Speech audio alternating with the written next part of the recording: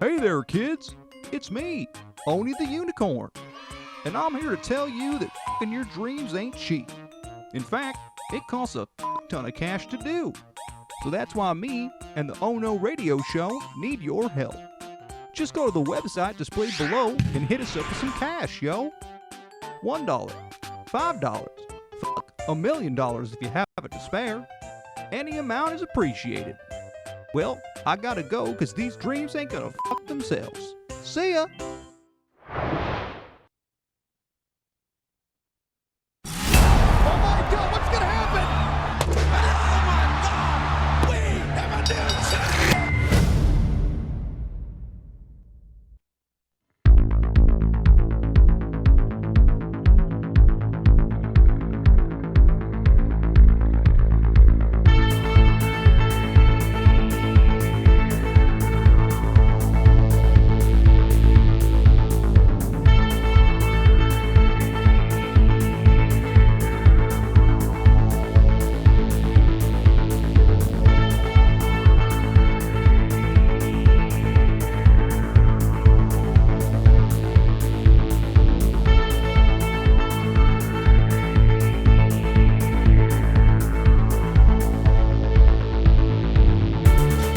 Yes, welcome once again to another edition of the Oh No Wrestling Podcast.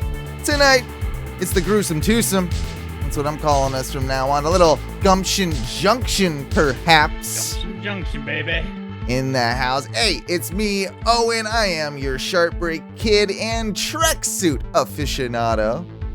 Along with me is the one and only modern day Maharaja Matthew from Colorado. Oh yeah. And yeah, we're gonna talk tonight. I think we're gonna talk a lot of AEW. So much to discuss from, of course, the Full Gear pay-per-view, and even prior to that, some things.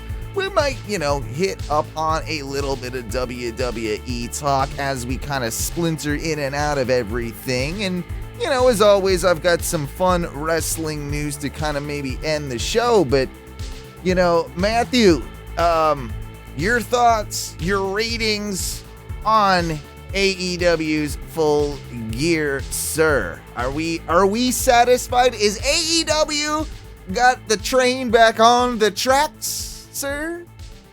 I will say I believe they do. And I went into this pay-per-view thinking that it was going to land kind of flat, like overall as a pay-per-view. I was worried of that. I kind of went in with low expectations. I was a little worried that because of the trajectory they've been on, as of late, that that this could fall short, and I was worried for the company a little bit that it would fall short.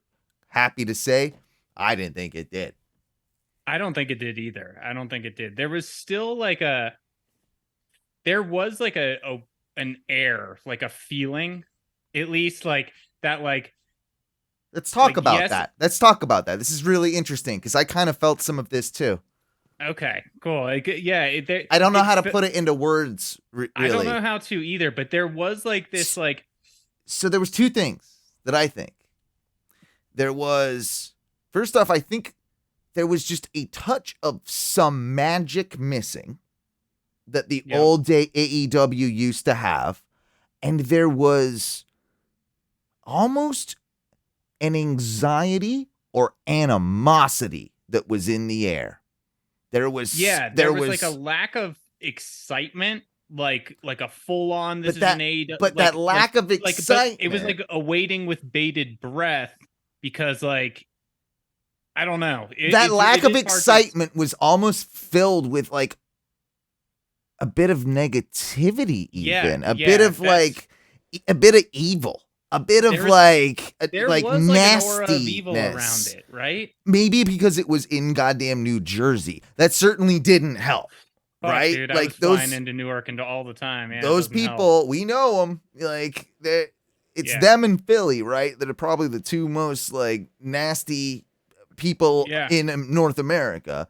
So you got to think that that might have had something to do with the aura or vibe of the whole pay-per-view. but it still it felt like a pay-per-view that was going out there to prove itself, and it fell short at times, but also highly delivered in others. So it was uneven. All in all, though, I think we're in a much better spot now than when we were 2 months ago. This is like, all right, now we can actually start moving forward because Yes. much happened. We've been in limbo. We've been in limbo.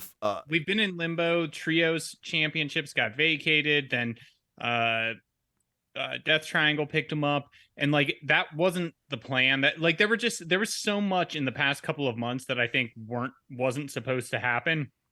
Or if it did, like long term, it was supposed to happen. It wasn't supposed to get there the way that they got there, and they to Tony Khan's and to all of the wrestlers, male and female, who went out there and did it.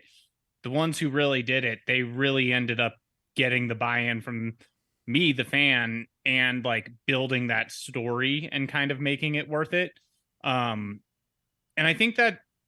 Yeah, that feeling, it's almost like this, like, it's like a weird little void. It's like a black hole. That's now the way I'm thinking about it. Like, because it's like there was something, no matter how much all of this is, right? There was something like that was there sucking it out. And yeah, I think we're going to see less of that now. Part of this is the case as well, is that when AEW started, out of the two companies, it was the face company, right? It was cool to wear an AEW shirt. It was not cool to wear a WWE shirt, right? Yeah. With Trips taking the reins, with Vince stepping down, with the also, shift of momentum, cool with the CM Punk shirt, exactly, but with the CM Punk thing, with him, obviously, and all the drama that's gone on, and just like and the Cody thing, and even the Andrade thing plays into this a little bit. AEW, it's been a double turn. AEW is now the heel company, and WWE is now the face company. And it's very, very interesting to see kind of this shift. You know what it was? Full Gear felt like it had a little bit of an old school ECW vibe. In not necessarily like we want blood, but just a bit of angst. There was something in the air. There was something that was unsettling. It didn't necessarily make all aspects of the show better either. It took away from some, but it added to one or two. And let's just go ahead and say the one that it added to tremendously during the Elite match. The fuck CM Punk chants. Yeah. Elite Death Triangle. It was during the Elite Death Triangle match, right? Like it had to have been. Yeah. So yeah. So yeah, and then followed shortly after by Colt Cabana chants. Yep. If there was ever any doubt how this audience, how their core fan base felt about this issue, and if they made the right decision, that was put to rest. Well, and also the whole like AEW is not going to talk about it. The fans are going to talk about it. Yeah. I thought it was brilliant. I thought it was brilliant too. And I thought, like, for once, it was nice to hear that the fans maybe getting overshadowing, maybe making it about themselves. Like, this was the time to do that. Those fans, I thank you. You did exactly the right thing, and I would have been cheering right along beside you because it was a message that needed to be sent to the backstage, to Tony Khan. It did. Now, I think someone needed to goddamn say it and really you needed a mob of people to fucking say it. Not like smarks on the internet. You needed like real fucking people in an arena to fucking yell it at you. As opposed to like, oh, I guess it's trending or this, people are saying that. It's like, oh, wait, how are the people who are actually paying money to see this? How do they feel? That's it, right? Because anyone on the internet can have an opinion. You might not, you may be giving them money. You might not be giving them money. You might not be supporting them. But the people in that building were fucking supporting AEW, and they were saying it was like a democracy. Like, no. Well, it was twofold. It was twofold because you had these fans leading us in this chant, reaffirming elite needs to be, all elite needs the elite, right? Especially more than CM Punk. And it also was later reaffirmed in the evening with the support for our new AEW World Champion, which we'll get to later. Yeah. I think it's twofold, though. I think the both of those things align a lot more closely than a lot of other people are suggesting. Yeah. Those two things are almost one in the same. They are that same fan that was saying fuck CM Punk was cheering for MJF. And those two things are 100% in line. MJF does not get the support that he gets in this match if the whole CM Punk thing doesn't happen. He still gets some of it, but he would not have got as much. We often accuse of AEW of sometimes not striking quite while the iron is hot on things, right? Of taking maybe a little too long to really like bite the bullet and do it. This is the opposite of that. This is them 100% recognizing, nope, MJF, it's time. And this was the story for me of Full Gear the whole night, apart from one or two instances which we need to obviously address. But the story of Full Gear really for me is the story of AEW's future and striking on a few things while the iron is hot. And I'm really, really happy because I think in some cases it was quite bold booking. It makes me wonder, when do you think MJF would have gotten the title if none of the Brawl Out stuff happened?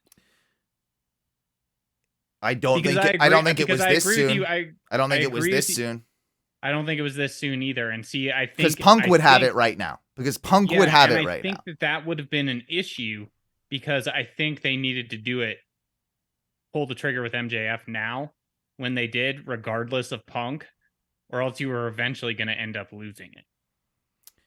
I think Punk was going to get into a bunch of really shitty little feuds.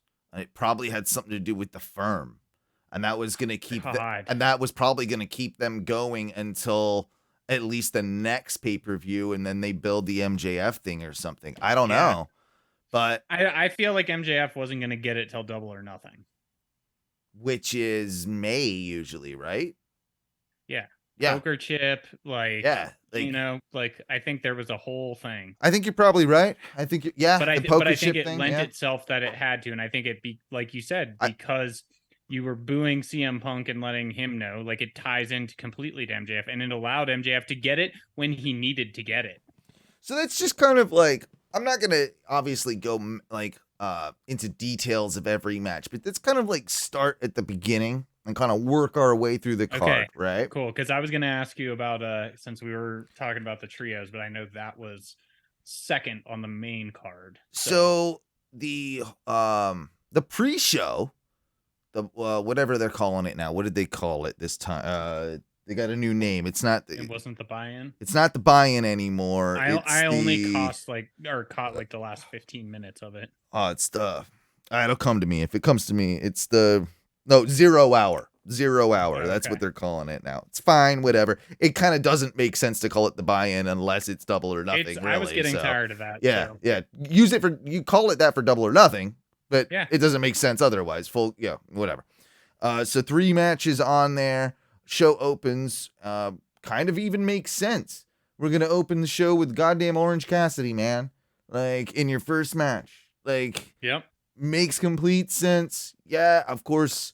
It's kind of weird that the first people through the curtain are QT Marshall and the Factory, but it all pays off in the end. Match was exactly what it needed to be. The reintroduction of a new evil Danhausen, a new old, this is like a new old Danhausen. But new in AEW. New in AEW, his evil side. I like it too. If he can do just like a Two Faces of Foley thing, right? Where sometimes, and he have the very evil, have the very nice, very evil. So, and it's kind of cool that later in the night when he reappeared as the very nice version of Danhausen, like without the blood and without like the different makeup and everything. So, we get a new Danhausen. He's got the teeth. The first time we've seen the teeth in AEW, which I guarantee you, there's a bunch of AEW fans that have fallen that never knew Danhausen before he was in the company. Now they've gone down a fucking rabbit hole. Well, that's probably happened for sure. But like, there were a lot of people that were probably like intrigued by him, maybe find him comical. Like, now they're gonna start to get it, and I think like I wish I could see it through virgin Danhausen eyes, if that makes sense. Yeah. Like watching somebody that's never seen the teeth spot before, watch them in like to see that, because it is repulsive, right? Like it had a visceral reaction with me when I very first saw it. I'm interested to see if we'll see other people. I almost want to see a reaction video on that, if that makes any sense, you know? Yeah, reaction compilation video. Yeah. I think you'll see some. They'll do some cuts in the crowd when it happens. Yeah, but I'm guessing they're probably going to go down this road where they're going to use this quite a lot now. I like, think so too. And it's going to be. I think it's going to.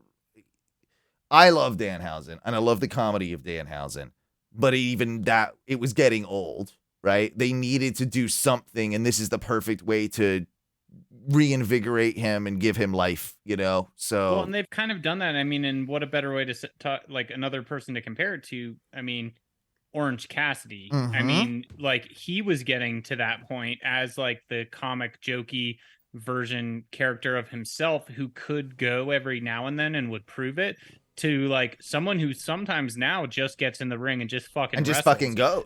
Because he's like angry and like, and they've built that character. He's built that character. They built it well enough. They did it well with but he can go back to the comedy whenever.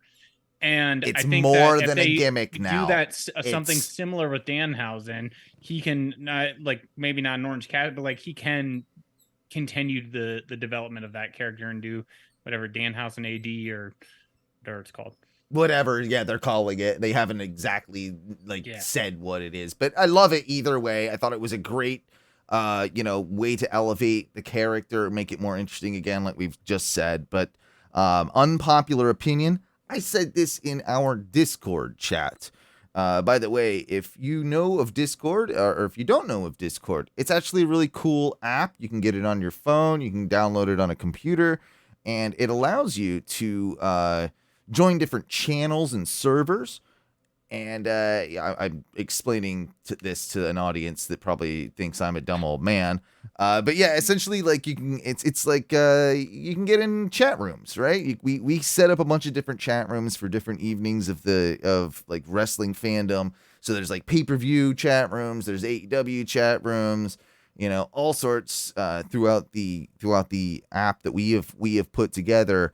Are in our servers, and if you need the link to that servers, we have it all over our Instagrams, we have it all over our Facebooks.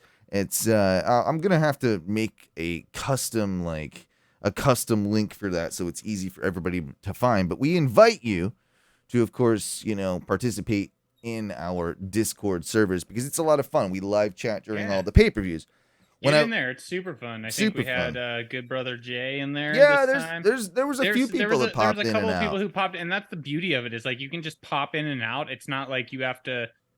It's not like go to like like a thread and like just have to read, like you don't have to go back to and read all of it. We're just fucking shooting the shit, talking about what's happening on the show. It's like having one big message. Yeah, one big message thread that you can just hop in, hop out whenever you want. But I said in there, and I didn't really get much response, which leads me to believe that, I think it is an unpopular opinion.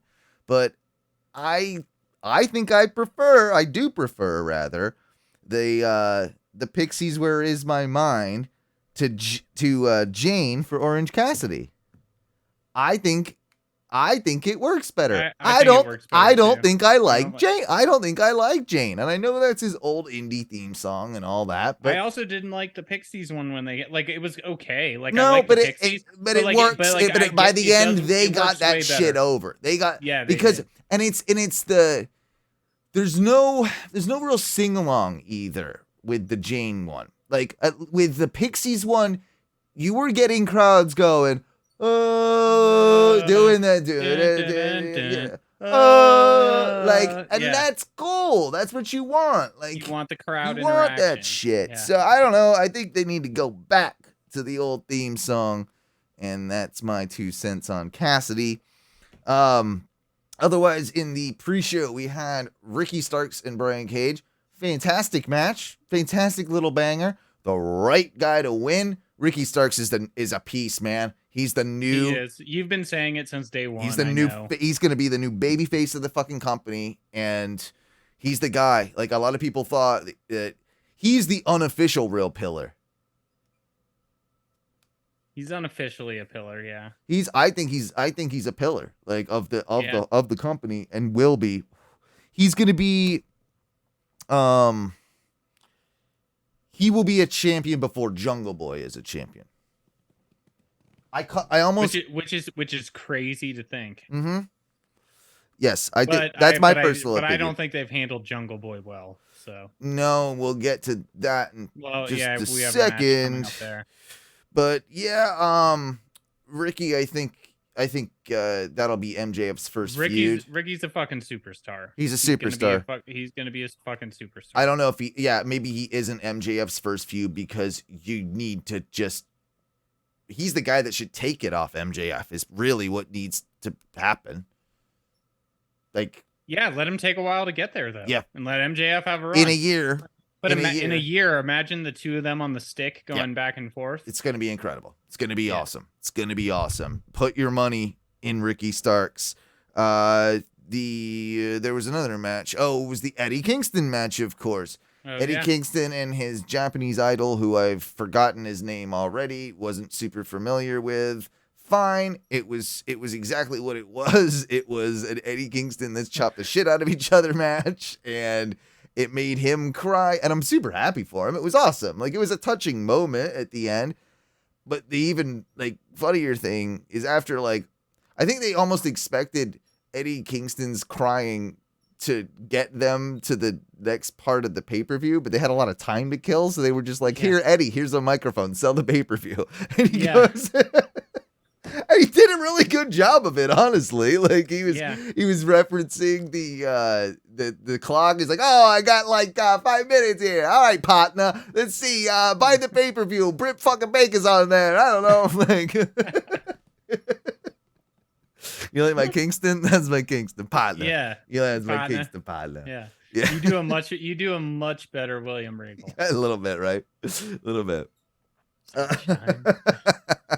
All right, sunshine. Yeah. We'll get to him later, but no, I think Kingston was a lot of fun in that segment, honestly, and that was a cool little piece. I don't know what's next for Kingston. What are they doing? Is he just gonna be? He's just gonna be doing Kingston stuff in the lower mid card. I think that's what he's gonna be doing for a while. It kind of blows. I want him. It does, but he's had the opportunities at times, and it's not that he hasn't lived up to the opportunities. I just don't think that they ever then rocketed him into another level. Like, he's hit a level that put him in the Ring of Honor World Championship picture. That's what you do with Kingston. He wins that one. Have him fuck up Samoa Joe. Dude, that would be what a feud right there. Which we'll get to because I'm not happy about any of that was one of I think that was actually the dumbest booking decision of the night. Horrible. Really bad. Let's see here. Man, I don't know. I didn't have a lot of feelings for the cage match. It was odd. It wasn't a good cage match. Well, they ruined the step within the first 10 minutes, so that didn't help. But that didn't help. But beyond that, it was I'm gonna throw him against the cage a bunch of times. Then he's gonna get some offense. Then I'm gonna throw him into the cage a bunch of times, and he did the elbow drop off the top. The last 3 minutes heated up brilliantly. The last little chunk, maybe last quarter of the match, I'll say, had a piece in it that was that was fantastic, right? And there was drama and it worked, but the rest of it felt just, I don't know, it didn't have. I think the word is drama. It didn't have this, I don't really care care about this anymore. Like, I don't know what it was. One, I don't care about it anymore. And for me, it's this. For me, it's I don't buy when Jungle Boy is angry. No, he's not a good actor. He's just a terrible actor. His promos are shit. No one wants to admit it. Like, he's gotten so much better. No, he hasn't. He's terrible. But he's he doesn't have the feeling that to put behind the action. He's wooden. That binds it all together, right? And like, especially since he's supposed to be so angry, he looks like a little kid throwing a temper tantrum. Luchasaurus, like he does like a thing where it's just like it's I want you to like be like I want you to like say some shit like real quick. Get some feeling, partner. Yeah, get some charisma, baby. Fucking Well, tear your fucking head off, you fucking dinosaur. Exactly. You talk about my dead fucking. You talk about my fucking dad. Yeah, you're about to fucking join him, and he's gonna beat your ass on the other side too. Yeah, I can cut a better promo in my sleep than that kid. Exactly, but I think that's the thing, and we have to be done with this storyline now. Can we? But we're not because of Christian. We still have that. Like, hopefully they do some other shit because it's going to take a while for him to get healed up. But you know they're going to have to revisit it at some point. Because of Christian. Yeah, I know. I hate this. I like a lot of things about this reality, but this part of this reality, it sucks. It sucks. Let's get rid of it. It's done. I don't know what the hell match was next. I can't remember. It was the fucking trios. Was it? Yeah, it was the trios, which was yeah, you're right. It was just like, holy shit. Right, but I have been saying, we have talked about Death Triangle, and you've made the point, which I agree with. They do need to disband. I did say earlier in the week, might have changed my tune. How much I love their intro, and you were like, yeah, but they need to be done. And I was like, agreed, but I will fucking love their intro every time until that's done. It's a badass intro. It's a badass when they have like the three and the way the music and then the flames, it's fucking badass. Well, it needs to be acknowledged because people keep asking, are they a heel team? Are they a face team or whatever? Well, I think that might have changed this past night, but you've got Ray that always comes out from the babyface tunnel. You've got Pac that always comes out from the heel tunnel, and you got fucking Penta in the middle. That's the triangle. That's the whole point. Now it'll be interesting because Ray needs to start coming out from that heel tunnel now after he used the goddamn hammer.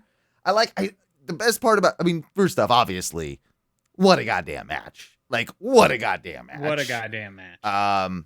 But dude, I think I'm not sure if I said this in the chat or not on Discord, but I think Kenny actually needed this additional time off. We said this. I think we talked about it on a show at some point when he came back.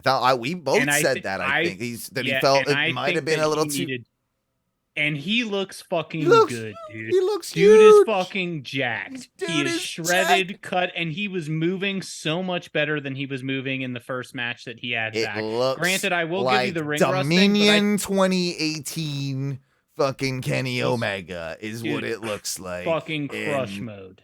Yeah, he's ready to do it. And he's going to I think he's about to go on God mode. Like Roman Reigns God mode, Kenny Omega God. Yeah, he's about to turn it up a bit and be like, fuck it, man. This might be one of my last fucking runs. Like, let's make it count. Let's make it count. I just got all these surgeries done. I'm fucking feeling good. Yeah. Let's do it. I think you're right, man. I think you're right. I think there are not many teams on paper. Can you just say to me, we're gonna do a best of 7 and have me remotely interested? Well, but I am interested. When I saw that, and I was like, what? I was like, that's a lot. Which also, if it goes that far, so that's the thing. That's the stipulation, is you win the best of the 7, right? Yes. So I'll get match 6 here in Denver, I think, if they end up going that far. They're going to go 7. They wouldn't have announced 7 without going 7. It's pro wrestling. I think I'll get a good match. But like, dude, that's a lot to happen. There's and it's a lot to keep interesting. I have no to differentiate it, to create different finishes, to come up with new storytelling. What a way to draw fucking eyes to Dynamite for the next 6 weeks. What a plan. Like, what a fucking plan. It's ballsy. It's ballsy, but I guarantee you we're going to be all about it by the end. And bold move, Cotton. Bold move. We'll see if it pays off. I loved how proud Pac was of Rey Fenix for cheating. I loved how proud he was. Yes, you finally did it. You bastard. You're a fucking bastard. I knew it. You had to. El Bastardo. Yeah. I knew I could corrupt you. Like, I knew it. Yeah. It was so good. I loved that. And of course the entrance, right? We got to talk about. I was about to say, we got to talk about the Elite entrance, which we all knew that like they had filed for that, right? Yes. And like heard about it. But I think seeing that and with the graphics with like the tie-dye too, like kind of going like it was fucking and like that was a dig. Did the fucking gun. That was a dig at Punk. There's nothing there's no other way to take it. I don't understand how you could. Well, on the Young Bucks thing, it had the little X's on the eyes. Yeah. Like, carry on, my wayward son. There'll be peace when you are done. Lay your weary head to rest. Don't you cry no more. No. I mean, if that's not shut the fuck up, you little bitch, CM Punk, I don't know what is. Fucking good. It's good. It took me I'm not even. I didn't get it. I didn't get it at first. I honestly didn't get it at first. I didn't like the whole time thing. That whole thing. Yeah, that seemed a little pretentious and dumb. That was a little weird, like leading up to that, because there was like. I don't know if they needed to do that. They did the whole like. I'm not a huge comic guy, but like they did the whole Thanos thing, disappearing. Yeah, I was just assuming it was something to be related to that or something. But then there was a clock, and I was like, "Is this like Harry Potter or is it Doctor Who? Like, what is happening?" It needed zero of that. It just needed, boom, carry on your wayward son. There's the Elite, and you're done. Yeah. I didn't need we are the governed of the blah blah blah. It was a little like, we are wrestling. You should be all thankful for us because we're the Elite. And like, I guess that's kind of the point. Hey, we're thankful. We're thankful, guys. Like, this is also the deal. We knew they were going to come back in and they were going to get like an amazing pop and amazing cheers, but they're not faces. Like, I believe that they're still going to be, they're going to be healed. They're going to be healed. I think we'll see what plays out. Oh, come on, they were wrestling a heel as fuck. Like, it was everything. They're heels. And maybe, but that could be the interesting. I guess I'm just so used to them before this when they were heels in their last run with all their chops and fucking. Yeah, but I think they're heels. Like, I think that's almost maybe part of what the time thing is all about too, and the Thanos thing, and like, I don't know. They're going to be playing this weird line for a little while because of all the Punk stuff. They're going to get cheered in every city. But at a certain point, I think they're going to put over at least Rey as a massive babyface. I wonder what the end goal for all of this is, right? Because that's typically, they're so smart with their booking. It's not that they don't have an end goal. They're getting somewhere. Is the end goal just the Elite having the trios? Because that seems underwhelming. I feel like it needs to be more than that, right? During this, dude, Rey is like gonna get his breakout, right? This is kind of what I'm thinking. So that's gonna happen in the last match. On the seventh match, he's gonna have the hammer to like fucking Kenny's head or something like that. He's gonna throw it away, and he's gonna beat him. He's gonna one-winged angel Kenny.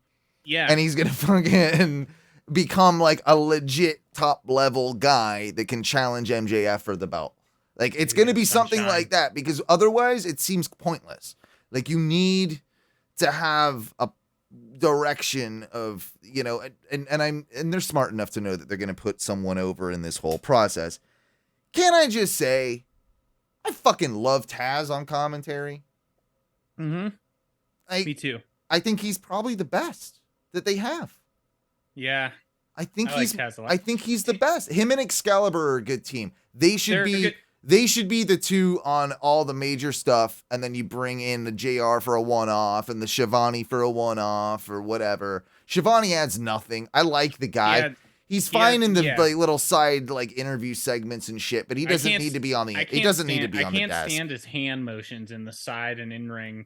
segments, he's always like, Oh, he's weird, isn't he? Yeah, he's got like a weird, awkward, robot-y thing that he does. yeah, fucking weird. But don't hate him. I do always wonder, like Shivani, like, all right, I do not hate the guy, so I'm not talking shit, but I always find him just as a person interesting. Like, I do too. Because during this, they then like cut to some promo at one point during the night, and it's like him. It's like backstage. He's like wearing like fucking his like earrings. He's got his earring with his little with his mini mullet. With his mini mullet, and he's kind of got a tracksuit jacket. Yes! It's like kind of unzipped, and I'm like, "What are you? You're like got this like skeevy fucking like."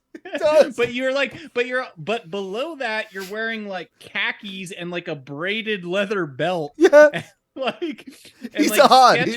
I don't know what the fuck is going on. Like, yeah, he's like dad. He's trying to be dad cool or something. Yeah, like I don't know. Like yeah, he's in that. It. He's in that world. Remember when we went, of course, to the very first Double or Nothing, and he was like a row ahead of us, 2 rows ahead of us or something, and someone, I think either you or Duncan pointed him out, like, oh shit, it's Tony. I did, Schiavone. And you were like, I don't care. Yeah, I was like, okay. Like I don't care. I think I said I hate Shivani. Yeah, I think you did. You're like, I hate Shivani, right. Dude. This actually, but popped up today. He heard it. You know he heard it. This is also the gig that they took him to be like, to sell him on the like working for the company, and 2 rows behind Shivani was me like, telling him fuck that guy, I hate him. I hate him. Well, this happened, and you won't be able to see it great, but like only to people who are watching it. But like this popped up. You know how iPhones like give you like memories and shit. So this one popped up fucking today, and it was AEW Double or Nothing 2019, and it like remember that me and fucking Noel Foley. Yeah, you and Noel. Like there's some shots here. You're so much better looking than that clown fella. You should have got with her. Look at these highlights. I was a little drunk at the time. Man, she is kind of unbelievable. Like how did that make that type deal? Like I know it still blows my mind. I think so too. But I mean they did a good job. But yeah, she's cute. Yeah, no, she's super cute. Oh, we make a good couple. Oh yeah, you would. Look at you. Yeah. You're the right height for each other. Everything, man. Like, you need to slip in them DMs, man. Like, hey girl. I know she's been going through some health issues. Maybe you could offer her some medical marijuana. You know, I'll tell her I don't clown around.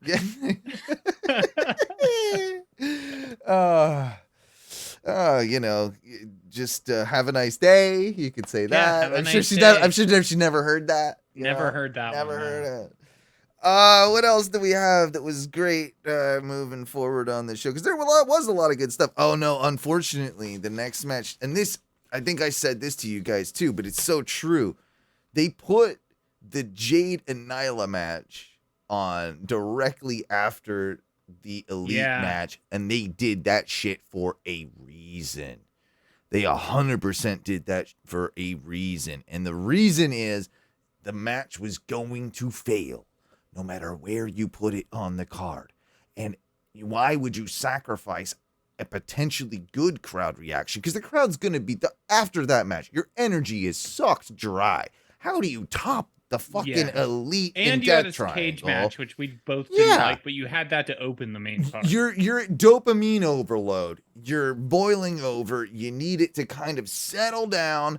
You've jacked off. You've came. And now you need to get the refractory period in before you can do it again. Yeah. Sorry, that's disgusting, but it's a pretty true analogy. There should be a tag team named the Refractory Period. Refractory Period? That's a good they come out and wrestle when during the down. That's a good podcast name, Refractory Period. Anyway, so it was terrible, right? It was like it had to be the worst match of the night. It was really it was bad. It was really bad. Jade had the one power bomb towards the end that was pretty dope looking, just because of like didn't save the match. No, it didn't save the match. But it was impressive because Nyla's a big girl, and Jade's strong. She's a big girl too. Like but destined to fail no matter what where you put it. So just like it was like a sacrificial lamb, man. Just let that thing. Something had to die. Let that thing die.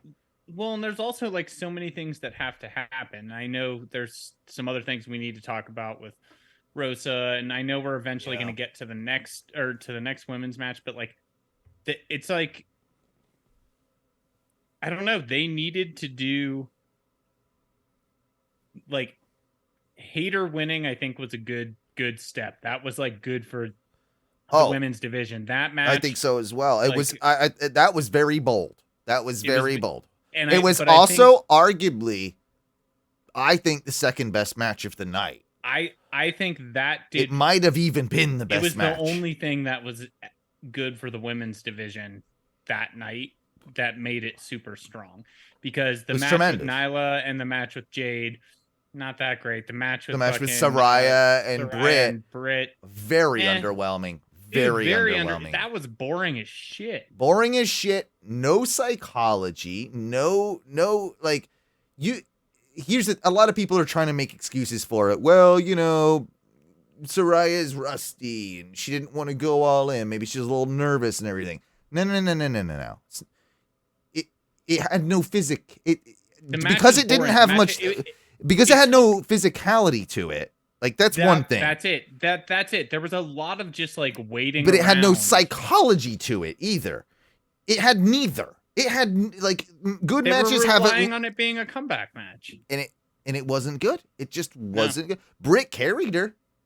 She's carried her through this whole program. Yeah. We'll jump ahead and we'll talk about it because it's so tip of the tongue. I claim that Toni Storm Jamie Hayter match is the best women's match they've had in AEW. That was the best match that AEW women's matches have ever happened. The only the close one. I'd 100% be willing to agree with that. I think the only one that comes close is Britt Baker Thunder Rosa Lights Out. Yeah. But look what they got to use. They got to use all the weapons. They got to use all the plunder. They got to use all the blood, right? To add to the drama. That was a thumbtack match, man. Yeah, that was. Toni Storm and Jamie Hayter did it with a traditional wrestling match and not really even a drip of blood. Like, I think Toni Storm got maybe a bloody nose or something, but it wasn't that wasn't a blade job. Like, that was a hard way. That was just a wrestling fucking match. And that's why I give them so much credit. Toni Storm, undersold hero of this division. She has single-handedly changed the division. It's not Britt Baker. It's Toni Storm. Toni Storm has put the train on the tracks. Britt Baker is boring now. She's done enough. She's already done her thing. Well, she's done enough. She's now in the Charlotte. She's in era she's in the AEW. You need to find other shit to do. Like, I don't need you near the title. No. I think she's actually doing pretty well with that right now. She is. Like, by like getting behind Hayter. I hope they don't just go immediately to a her versus Hayter. I think that's exactly what they're gonna do. Well, it's going to happen. It's going to, but they don't need to do it now. So I got a couple theories on that, and I was wrong. I definitely thought I'm impressed that they did it, but I thought they were going to keep the belt on Storm because Storm has been doing such a good job. Like, I felt like, oh, they're just going to wait this out, and Storm and Rosa are going to have a program when Rosa gets back, if that ever happens. By the way, I don't think that's going to happen. The longer it goes, they just need to strip her of that belt, and it needs to, whoever has the interim just becomes the champion. Like that, just do it, right? And if she comes back, she can be a number 2 contender and work her way back up to the top. Why not, right? My thought process was they just announced the pay-per-view in the UK in London. What a great place for Jamie Hayter to have won in London. But now that I'm thinking about it, I mean, you've got Saraya, right? Like, that's going to be a big deal having her compete in London. Not saying I thought about maybe doing Saraya Hayter, but I want to keep Saraya so far away from that belt scene like as possible that I don't want that. Not really sure what you do with her. Figure that out later. But what you absolutely can do as a huge marquee match in London with a British superstar, home territory, is Jamie Hayter and Britt Baker for the belt. Big star, big power match. Like that's where you save that one for, in my opinion. Yeah, I definitely think, because that's where she finally gets her major comeuppance. Yeah. Because I can even see some weird shenanigan that somehow Britt like magically gets that belt before then, right? Like, and that Jamie actually wins it back or something. Like, I can see that happening. But what do you do with Saraya? What's her name? Yeah, Saraya. So that is interesting. I think like her and Thunder Rosa doesn't work. Her and Sheeta doesn't work. Her and well, what we still don't know, what is she, Riho. right? I mean, is she a face? Is she I mean, I guess I don't know. Like, I would assume she's a face. So what if she, this is okay, this just popped in my brain, and all of a sudden I think this works. It's Jade Cargill. Saraya is the one to take the belt off Cargill. Yeah. That works. Makes sense. That works. That does work. I can't even find an argument for that. Yeah, I mean, that's it. That works. You have to have a big name. You have to have an honor. You have to have someone really established. Yeah, and that can be the story. No matter how strong Jade is, right, and how well she has done, like Saraya knows more about wrestling. She's been in the ring more. So the experience thing. As a technical wrestler and as an experience, she can take her down. Yep, that's it. That's what you do. Yeah, that's what you do. Perfect. That's perfect. You just wrote that. All right, I wrote that. That's like falling into some like booking Tony Khan. Just do it. How about the 4-way that we had occur there? The old Ring of Honor Championship. Another great match, honestly. Had me biting on almost every fall. I mean, you put all those guys in the ring. I mean, and let's be honest. I mean, as much as we all hate Sammy, he's does fucking awesome when he needs. He's fucking awesome. Yeah. Like, I've never doubted him once in the ring. Like, he's incredible. The kid's incredible. I still want to slap him in the face, and I still love it when he gets. But he's fucking good. He's fucking good. Yeah. And the fact that he can get in the ring with those guys and compete. That's saying something. It's saying something. Interesting, though, because obviously we had sort of the dissension with Sammy and Chris Jericho. Is that going to lead to maybe some more tensions with the Jericho Appreciation Society? I kind of felt like the opposite was going to happen in this match, and that Claudio and Danielson were going to have kind of like more of a beef, but they didn't. Like, it was a very respectful, all right, we're gonna do this. You like, love you, hate you, and we're gonna get real nasty right now. But on the other side, when it came to like the Jericho Sammy stuff in story context, it very much seemed like, Jericho was pissed off that he would even try to do that. And then like Sammy, obviously, I forgot what he did at this point in my brain, but he absolutely sort of like said, fuck it. And like, no, I'm going to, doing this for me type thing. And so that's going to be an interesting. And then we obviously have Jericho winning at the end of the, the whole thing, basically on Sammy's whole accord. Like, so they also did some, great match, great storytelling. Great storytelling. That's what I was about to say. Great storytelling. There was one moment to what you're talking about with Jericho and Sammy, and I forget if Jericho was in like a lion's tamer, like he was in some sort of hold, and they were like, and it went on longer, and I felt like it got to the point when he was in the hold and he wasn't getting to the rope that I felt uncomfortable,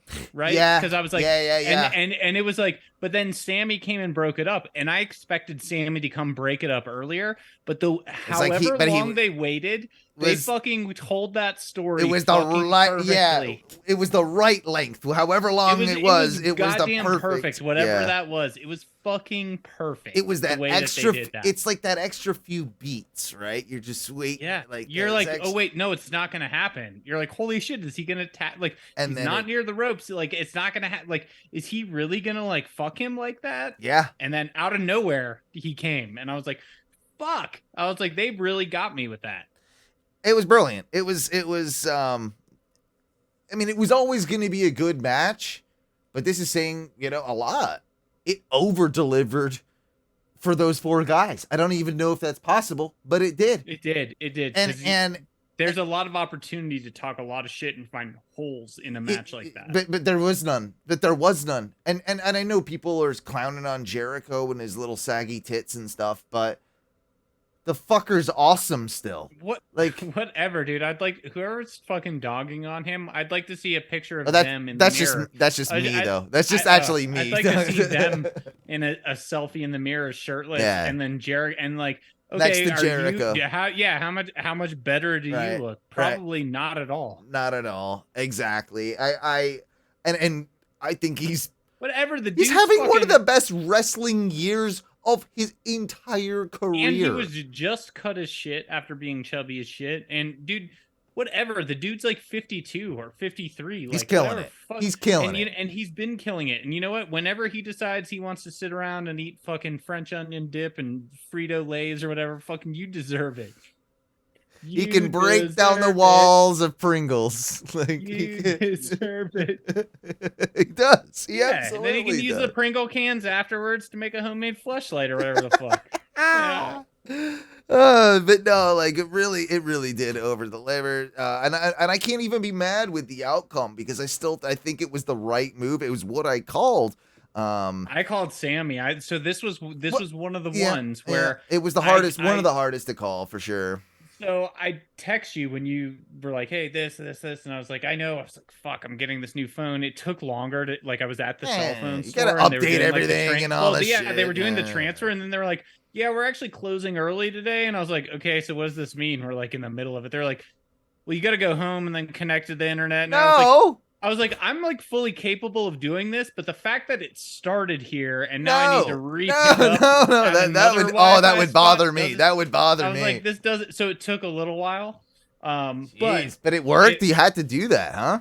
I did have to do it. It worked very seamlessly. Oh no, I would be so pissed off. I would be so pissed off at that. Dude, it worked. It did take a while, but it fucking worked, and it picked right back up. Like right when that would freak me out. That would freak me out. It freaked me out too. Yeah. But, fuck, where was that? What was it that was tying into? I don't know. What were we just talking about? Well, we were talking about that 4-way Jericho. Oh yeah. And so like I remember I was like I ended up. You were like, hey, like you got to send your predictions. Yeah. So I went through and I was looking at the list on Wikipedia and I was like, fuck, and then I put my list together and then. I didn't go to Gorilla. I actually went to the Facebook group. Yeah, and I saw someone, and then I was like, oh shit, and I didn't really. You don't have to explain this to the people, man. Like, I know, but what I'm saying is, like, there were a couple matches in there. Like, I almost had, I think, the exact same card as you. Yeah, and I was like, I have to take some chances. Well, that's how you win a championship back in Ono Wrestling. Exactly, you take some chances. I didn't get it this time, but I could have seen them going with Sammy. But I do think they did now was much better. And I think that Sammy could now challenge in Ring of Honor. But please give Ring of Honor a fucking TV show. I don't care if it's couple a of things hour, on that. Like an hour of fucking week. All right. So a couple of things on that. You can make, as far as the match goes, that 4-way. I can sit here and I can make an argument for every single person in that match to win that belt. That's what made it so interesting. That's what made it probably that heightened the drama of the match. More interesting multi-man matches. Absolutely, that we've seen in recent memory, right? you can seriously make an argument for Claudio that he's been robbed. He's had it before. Had it before. Was robbed of it the last time. Danielson Do you really even need to me to explain to you why that he would be considered in, right? Nope.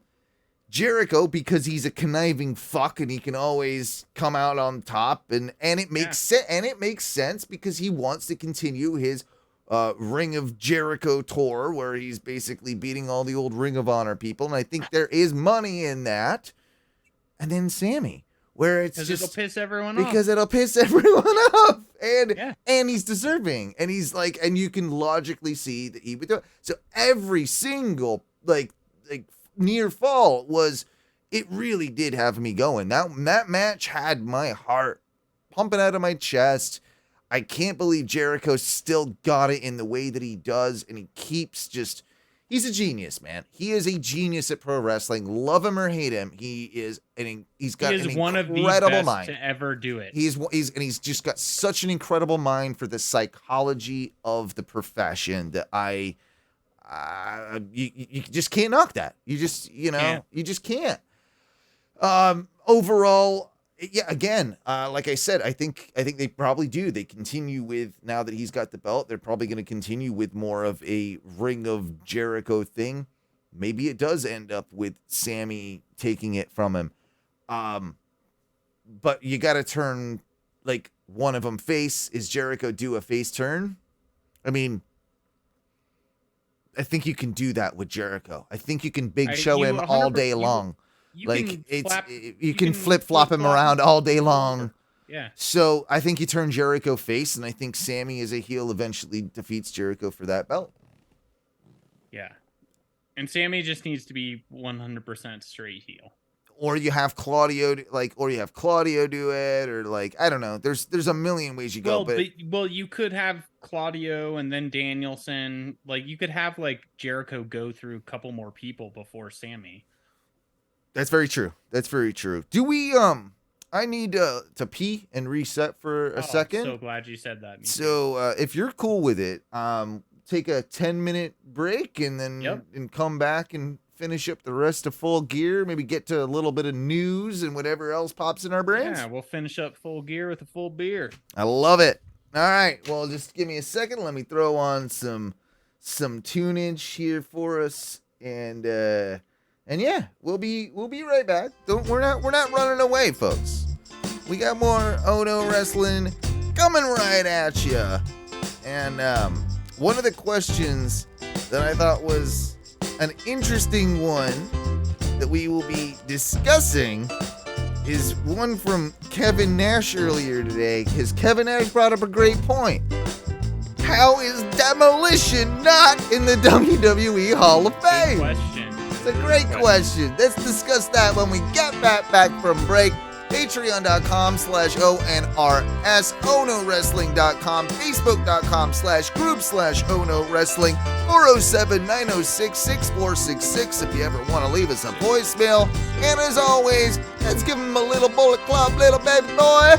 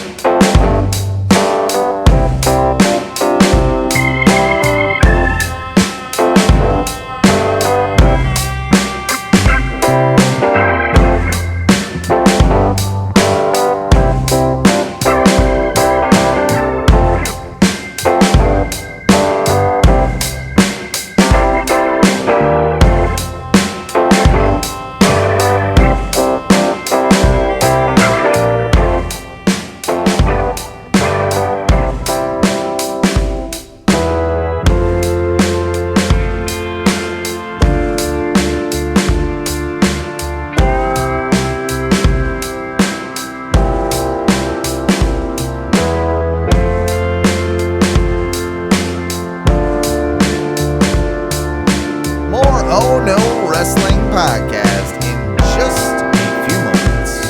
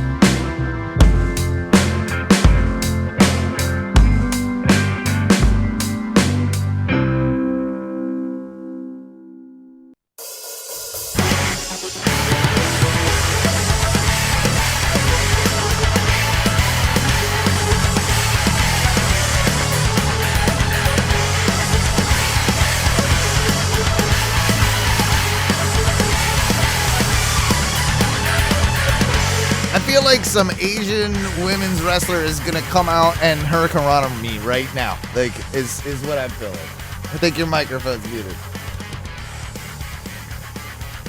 But it does, Now coming to the ring. yeah, Tsunami Storm. yeah. Tsunami Storm!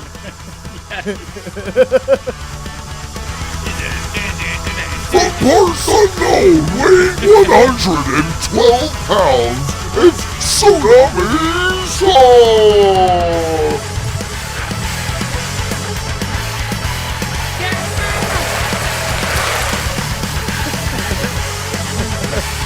I got all my effects going. Look at me. I'm like a regular professional podcaster over here. Second segment here of Oh No Wrestling. We are we're just continuing to talk about Full Gear, I guess, right? So one of the things that I think I want to open with is one of the funniest comments, and we do have to shout out our good brother Duncan. Can't be with us tonight. The King of Bong Style. One of my favorite comments. We were talking a little bit about Eddie Kingston in the old Discord chat while the pay-per-view was going on. And I was like, Eddie Kingston is a saint, sir. And Duncan responded with, we need to make Eddie Kingston prayer candles a thing. We need prayer candles. Do that. Eddie Kingston prayer candles. I would buy those. Yes. 100%. How is that? We need to DM him. We need to get a hold of him or the Yeah. AEW merch people and just be like, listen, we got an idea. We want 10% because it's our idea. Yeah. But we got to come up with the artwork. We got to Yeah. artist friend. Oh, I got an artist. I got a guy. I got a guy for this. I think I got a guy. I think I got a guy. Commission this guy. Yeah, to make Who does a work for hire so that we own it. Yeah, so we own it. And then we put it on the candle and we give the prototype to him and we're like, here it is. Yeah. I think he would love that. He would love it. He would absolutely love it. Eddie Kingston prayer candles coming soon from Oh No Media. Mm-hmm. Oh No Wrestling branded Eddie Kingston prayer candles. Like, yeah, I fucking love that. I think we could do it. No, it's a great idea. So what do you think about the whole Wardlow Joe Hobbs situation? The match was slow until it wasn't, and then it fucking fucked. Like there were parts that it sucked at first, but then it got really good. I don't know if I agree with the booking. Like I don't agree with the booking at all. Joe does nothing for me anymore. Yeah, he's weird. Lost all, and the fact that he's in way worse shape than he even was. Yeah, like he can't go, and like even the way he won that, it was like it was between Wardlow and fuck. Why am I blanking on his name? Hobbs. And Hobbs. Yeah, it was between them, really. Like, but he Yeah. had to get in, sneak in. Like, I don't know. So Just- part of the problem I have with the whole thing as well is it was the third match on the show with a an object, a foreign object, basically causing the victory. So we had Danhausen with the spike. Yep. We had Ray Phoenix with the hammer. Yep. And we had Joe with the belt. It's too many on one card. That is. It's too many. It's too similar. Also, why are we pushing Joe as this double, not even singles, like a double champion now? Ring of Honor TV and When you don't have a Ring of TNT. Honor show. When you don't have a Ring of Honor show, we'll get to that in a minute. And also, like, you're taking a belt off of one of your new younger guys that I thought we were supposed to be in the process of reheating, especially after that match. Wardlow should have won that match. Wardlow looked the best out of the three. The stuff that he was doing and that goddamn, like, he did like a whisper in the wind. Yeah. He did like he's fucking not crushed. afraid of the top rope, and for a big man, he moves really, really fucking good over the like on doing that high flying stuff. For me, it's an obvious choice. I mean, yes, you can put it on Hobbs. I don't think Hobbs is there yet. I think that Hobbs is a Ring of Honor sort of like product. Like, I think they're going to push him towards that direction. Wardlow is, But again, what fucking such product? money. I don't buy it when everyone's Yeah. like, they're gonna push the Ring of. I'm like, what fucking product? It's AEW. It's interesting. Yeah, I watched the media call after Full Gear, where Tony Khan was asked a few questions about the whole Ring of Honor situation. And he was very adamant that he is trying to get a Ring of Honor TV deal, whatever that means, right? That it deserved more than a than a YouTube show, is what he said. It deserves more than that. Because the question was, why don't you just like have it take the place of Dark Elevation or something like that? He's like, nah, it deserves more. I want to have it be worth more, right? And then they were asking if 8 pay-per-views was too many for the year. And he said, what do you mean 8 pay-per-views? And he's like, well, between like the 4 major shows with Full Gear, adding in Forbidden Door, so 5, and then admittedly 3 Ring of Honor pay-per-views every year. 8 pay-per-views. Like, that's what you're doing, Tony. And he's like, but no, it's not the same company. He's got this weird thing in his head. But it's the same company. But it when is it's on this. the But same that's show. but that is the thing. Like, we're talking the same language here, Matthew.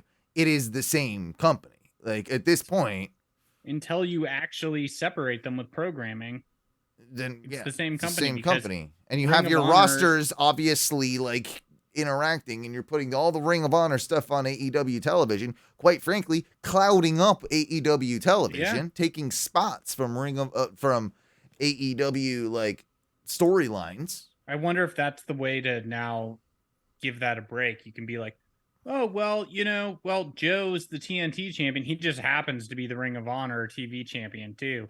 So he's the TNT So champion. we can but float keep between both. We can keep mentioning Ring of Honor without really doing much. Maybe that's the thought process behind it. I also heard with that whole situation too that FTR, that I don't know, I have to look this up again, but it seems I think it was said by Tony himself that he saw FTR as Ring of Honor guys, and I felt like that was heresy to me. Like, I didn't like That's a that when dig. I heard it. Like, it almost feels like a dig. If I'm FTR, I would feel like that's a dig. Yeah. Like, no, we're the most popular and we're probably the They best weren't tag anywhere team near on this the show fucking either. planet. Yeah, Yeah, they weren't anywhere near this show. Nope, nothing. Odd, especially when the tag team division was so prominent in the early years of AEW. I do wonder if there might be a bit of real life beef between FTR and mainly Dax and the Bucks. He's a Punk boy. Remember? Yeah. They're both Bret Hart boys. Like there's that whole thing. I have a feeling there might be a little bit of sour grapes, shall we say, between FTR and the Elite. That's just me reading into it. I have no goddamn, evidence of it. Not a bad thought. But that's, if you look at kind of everything, it would make a bit of sense. So I wonder if that's maybe why they're cooling off at home for a little bit and not doing literally anything and going to Japan. Yeah. Hey, just saying. I don't know what you do with Joe next. I don't really understand it. I guess we're just gonna do that. The only option. I don't have any dream matches. I'll tell you that. Well, the only option for this whole scenario is to literally do the same match again. If you're looking at it kayfabe, right? We got to do that whole match again because you cheated and but now it's going to be for both the belts and you can lose both the belts. Maybe that's the way you do it. And now Wardlow or Hobbs they do something weird where it's you can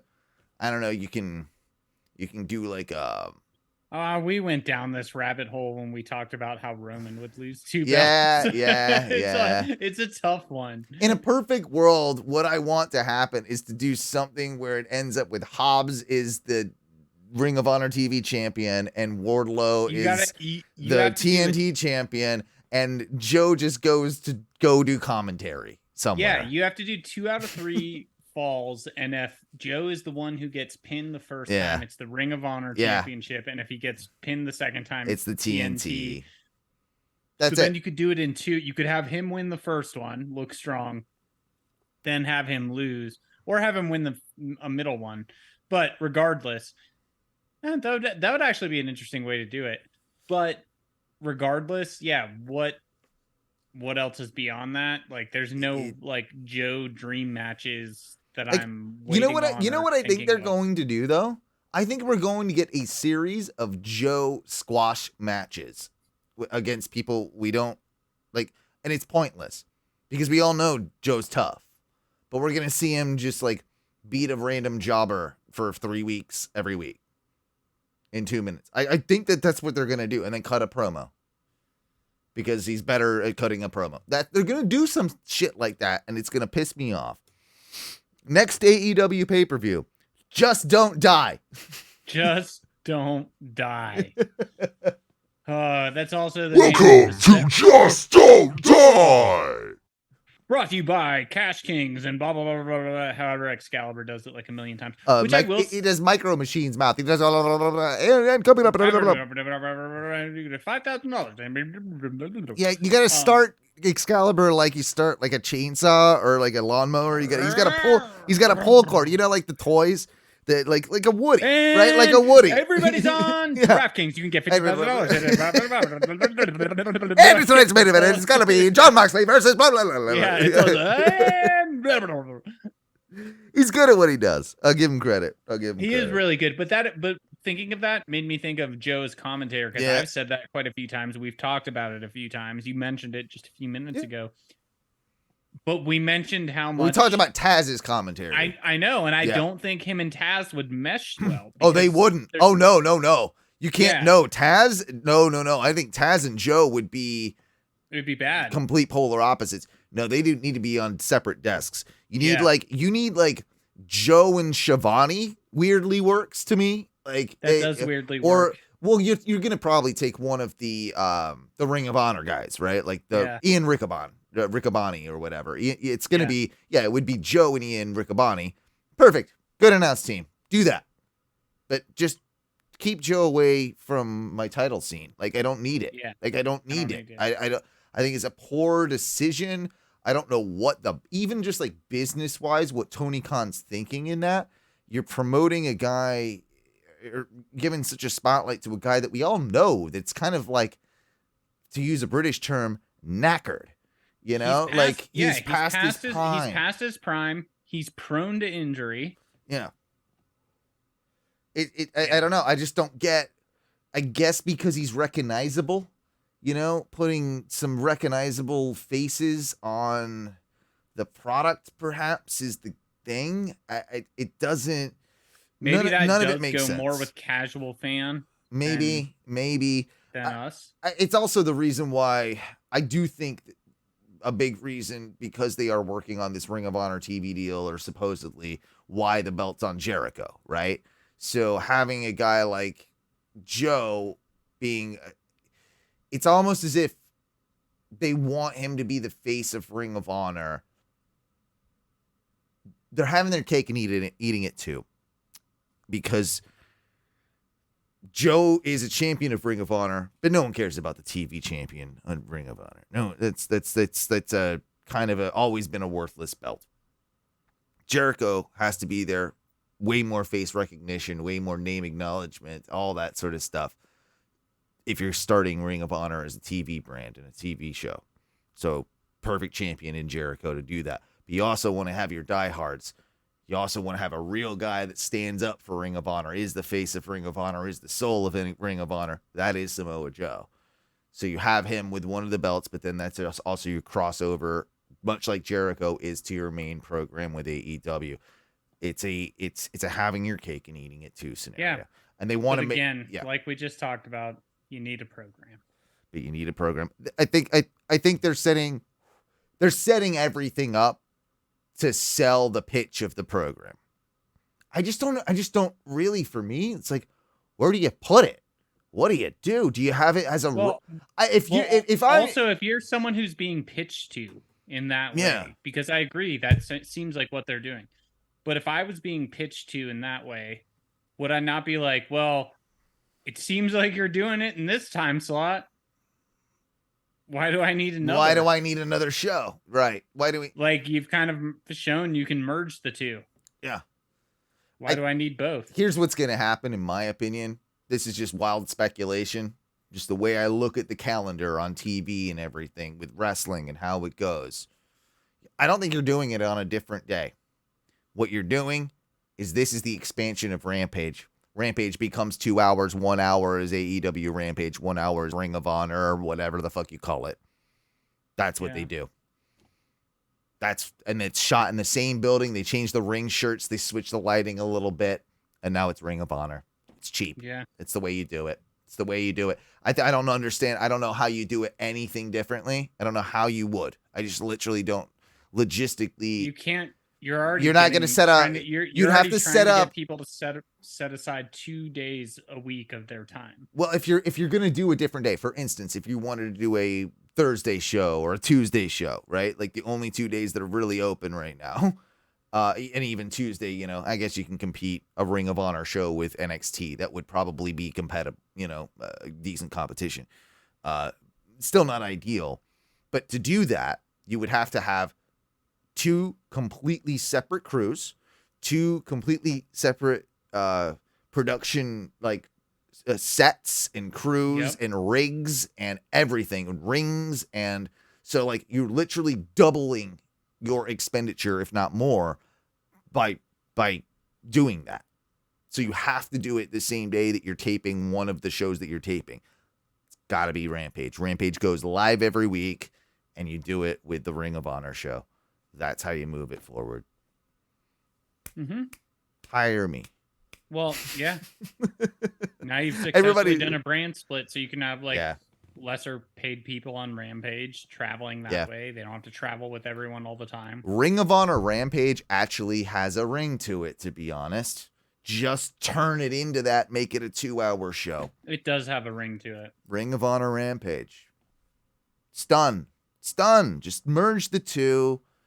Call it a separate brand. They can, it would gain a lot more people would be interested in that, because it would have a separate roster, have a separate feel. Doesn't mean that competitors, much like they are already in AEW, coming in from New Japan or Impact or wherever they're coming in from, DDT. It doesn't matter that they can still do that, and they can have the excuse to do that with a Ring of Honor competitor from Ring of Honor Rampage. But let Dark be its own thing on YouTube, but then let people from AEW Dark get to try to come up into Ring of Honor Rampage. And once you're in Ring of Honor Rampage, you can eventually try. I disagree with that. Because what you're doing at that point is you're putting down the brand. You have to. Dark has to be. Okay, you're not wrong. Here's what I'm saying. It doesn't need to be a step. Ring of Honor can never be seen as lower and a stepping stone into AEW. It has to be sort of seen as its own entity for it to be taken seriously. A person that gets to a level on, say, Dark Elevation can maybe be poached by somebody from Ring of Honor that comes and says, no, we need to bring you with us. You're great. You're coming to Ring of Honor. Or likewise on the AEW side. But it doesn't need to be seen as, okay, you got from Elevation. Now you get to, go to Ring of Honor to then get up and then you get to AEW. I don't think that's the correct way because it would devalue Ring of Honor. It would also think of like Jericho and stuff. That devalues them. It devalues the top stars that you're using to push that brand. But you're doing it right now because you don't have a program. That's the only reason you're doing it. What?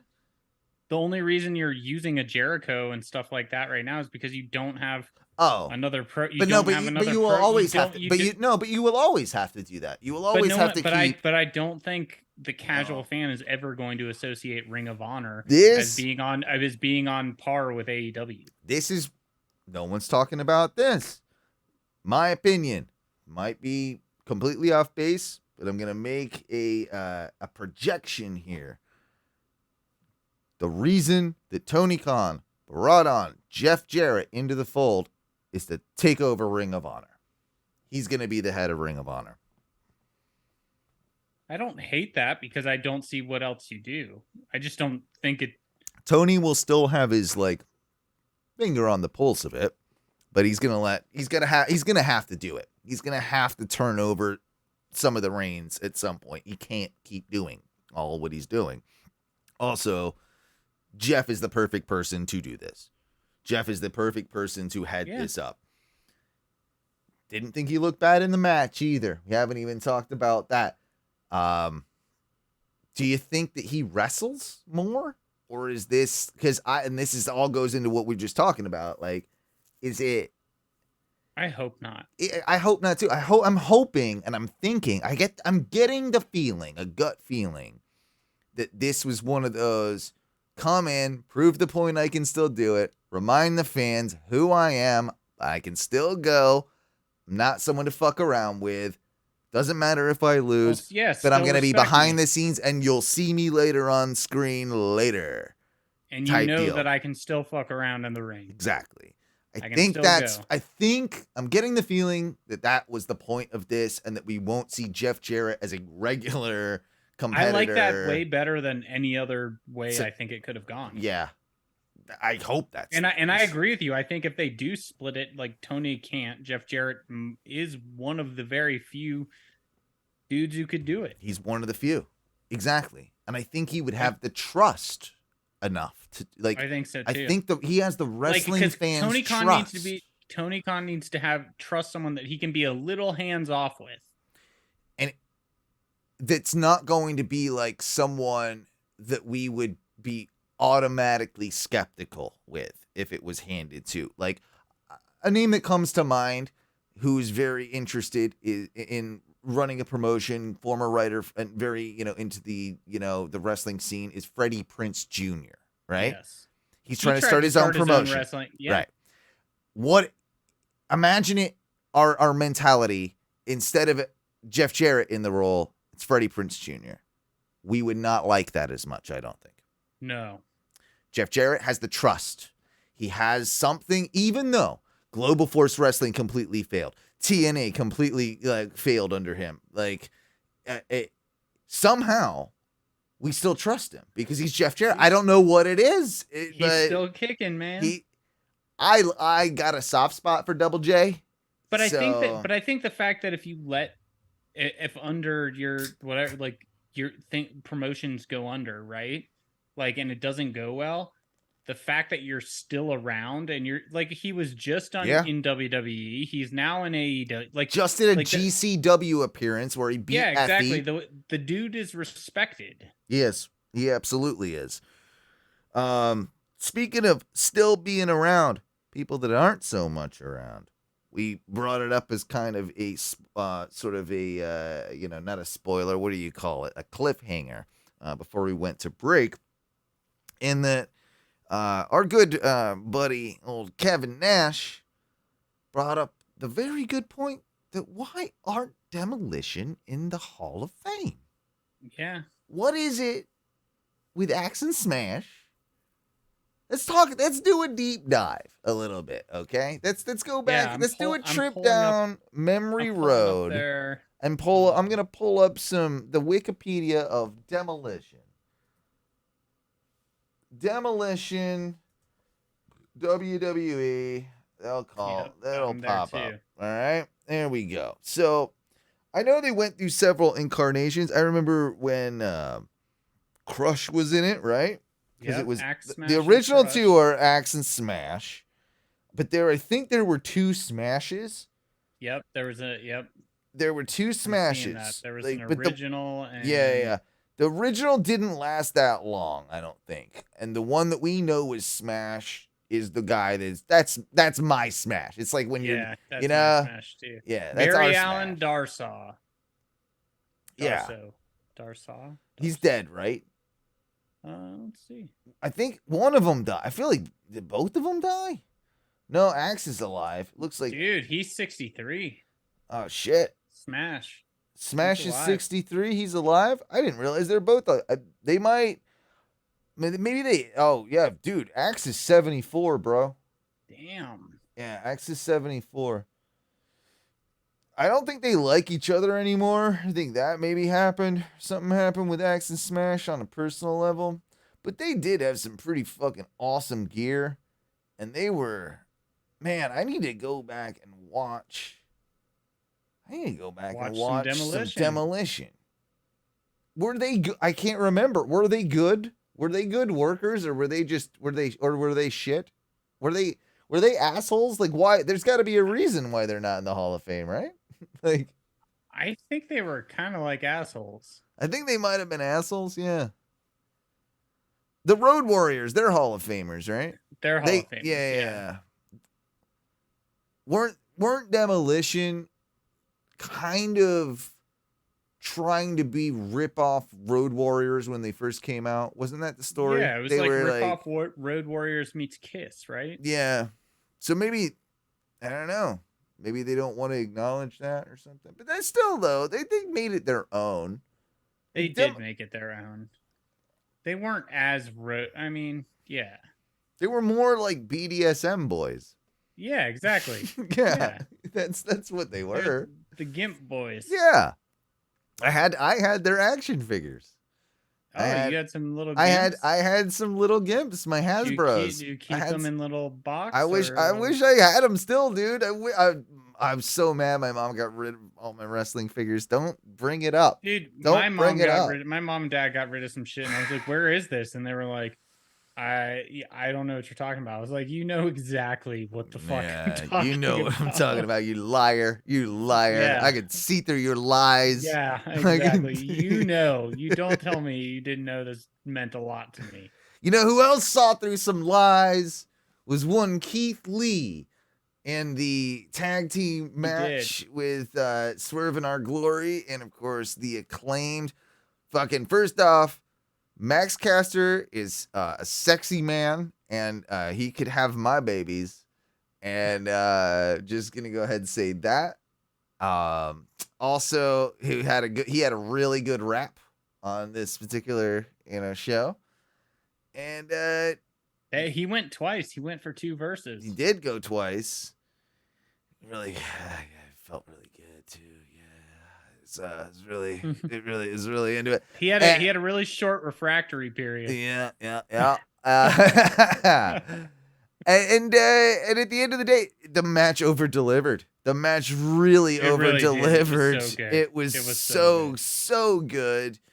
And sad to see, I guess, the end of Swerve in Our Glory with Keith being all like, "Nah, dog, I don't believe in your lies." That was my segue, by the way. Remember, it was the lie. Yeah, that was I finally got there. Keith Lee being see through your lies, and he's done. He's done with that sneaky Swerve. What do you think about it? What do you think? I think it's time. It's definitely time. I'm tired of Swerve in Our Glory. I wanted it the other way. I wanted it. It was never going to happen the other way. I wanted Keith to just it could have happened the same way, but I wanted Keith just to finally just get fired up and powerbomb his ass or something, setting up something between the two of them, because that's the money. It's the feud between the two of them now. Set that up right from the go. Keith finally, get him into a little beast. It doesn't mean he's turning heel, but he gets aggressive beast mode, fuck this shit. And he fucking just you snapped, you finally get to see him be big beast mode. He could choke slam. He's a million. I mean, I don't want to tell a guy as talented as Keith Lee with a move set like his what move to do, but you could do a fucking cool move and fucking make it look like I'm sure he's aware he could do. Cool. Yeah, make it look like Swerve is dead, and then that would have been cooler than just me, I'm gonna walk off. I didn't like that. I just thought it was lame. Give me more. I thought it was kind of lame too, but I think they're gonna play it off he's gonna push it off the bigger guy, right? No, he's too nice. He's too nice. No. But I think what we're gonna get finally, it's gonna go on longer than it should.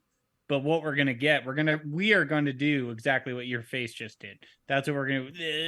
I hate this. I'm so fucking tired of it. And I'm ready to be tired of it. I'm already tired of it. I'm kind of already tired of it. But I think what Swerve is now gonna do is poke the bear. Yeah. And then eventually the bear is gonna get real fucking mad. And now you're gonna see a new side of Keith Lee, which is what you were just saying. I don't know why you have to wait. But they're gonna make us wait. They're making us wait for he's been poking the bear, doing exactly that for the last 3 weeks. Yeah, the poking of the bear snapping moment should have just been the other day. How they, okay, fine. I guess it's for dumb people. We gotta. It's for dumb people. They don't get it. They don't get it. I don't know. Gotta feed it to them. I also think that Swerve is a master of the way he works body parts. He's in the ring, he's one of the best at defining a body part, really working it. He's good. He's got and he moves, and he moves in a very interesting way. He's got a very interesting, it's a swagger in the ring, but it's also the way he does limb manipulation and stuff. It's almost the way I would describe it is, if you're a skateboarder, you'll understand this term. Swerve skates switch. Does that make sense? Yeah. It's goofy footed. I'm gonna say not goofy. I'm gonna say switch. But more switch. You know what I mean. I like switch better, and he's got got some butter on it. He does things. He does things. Do you know what I'm saying? When he butter. He's got some butter. I know what you mean. That's the way to say it. He's got some butter on it. Yeah. He finesses it. And he also does strange angles and stuff at times. He gets technical. I really appreciate that about him. I do too. I think that within the next couple of years, first off, we've seen a tremendous, of all the AEW signings, of that mass big, we're gonna sign everyone scene. Think about it. Swerve's one of the best ones, if not the best one they got. That was the Andrade time. That was the Adam Cole, Daniel Bryan. I mean, of course, those are different apples and oranges. But again, Keith Lee time. Swerve just seems out of everyone around that time that they hired is just the next step above, and more than people expected. Bigger than he should be, on a higher playing field than he should be. I think the dude's a main eventer, and I think that the guy should be a world champion within the next 3-4 years. At 3-4 least years sounds about right. At least on the Ring of Honor side, I think I could. Yeah, I think definitely. in the next year or two, you can easily make a case for him for the Ring of Honor champion. I think 3, maybe. Yeah, I think 3 years he could be an AEW world champion. I have no problem saying that. And I a lot of other guys kind of come before him, but the time will come if he stays healthy.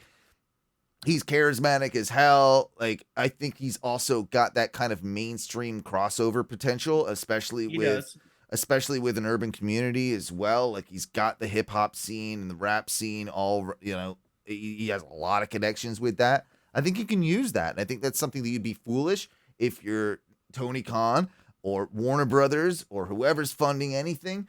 You're foolish not to, look at that and see how that can make you money. Yeah, like Swerve is money. Swerve is money. Yeah. Just like Jade Cargill is money. Like there's just obvious things that you have to do. Like, and it's not always about Tony Khan with his pretend E-Fed just making it real life. It's not always that, because business and money are involved, right? Like, it's not him just playing with his wrestling figures. He has to do what's best for business. Yep. Sorry, that was a rant. That was a rant and a half. My bad. What do you think of my new thing? I think it needs its own Twitter account. Is Jake Hager's hat? Oh yeah. Has somebody done that yet? Can I just do it? Should I just do it? I think it's almost as good. I think it's actually better than Finn's bandana. Should it be Jake Hager's purple hat? Or just Jake Hager's hat? Just Jake Hager's hat. I think it's Jake Hager's hat. Because then if he changes the hat, and then you just change the picture. Yeah. But I think that and then you should get into drop shipping, and you drop ship purple fucking fisherman's bucket hats, and like people order them off. Yeah. JakeHagersHat.com. And then every time he switches the hat, you just switch the link. Yeah, switch the link. This is probably the best and dumbest idea I've ever heard, but I have some extra time. I think I've got some time tomorrow. I'm going to put that together. Perfect. I mean, like, it'll cost me like $20. I'll just do it. Yeah. You're fucking good. And then I'll start just Jake Hager's hat. You'll probably make more than $20. Dude, I'll just get it. If you can help me get it, if anybody can help me get it all over the wrestling Twitter universe and the Reddit wrestling universe, then we're gold. We've done it. Yeah. Yeah. I love that. Jake Hager's hat. Please just keep wearing hats, Jake Hager. Just switch them out. Just keep switching them out. We can find the name. Yeah. Does he keep wearing the bucket hats? Oh yeah, they're just different colors. Different colors. Yeah. Sometimes he gets crazy with like a leopard print. Yeah. A zebra. I could see him with a zebra print. And then we get to a point where we send him a hat, and he starts wearing our hats on TV, and you can only get our hats from us. We twist it around. And we twist it around. Now we control the narrative. Yes.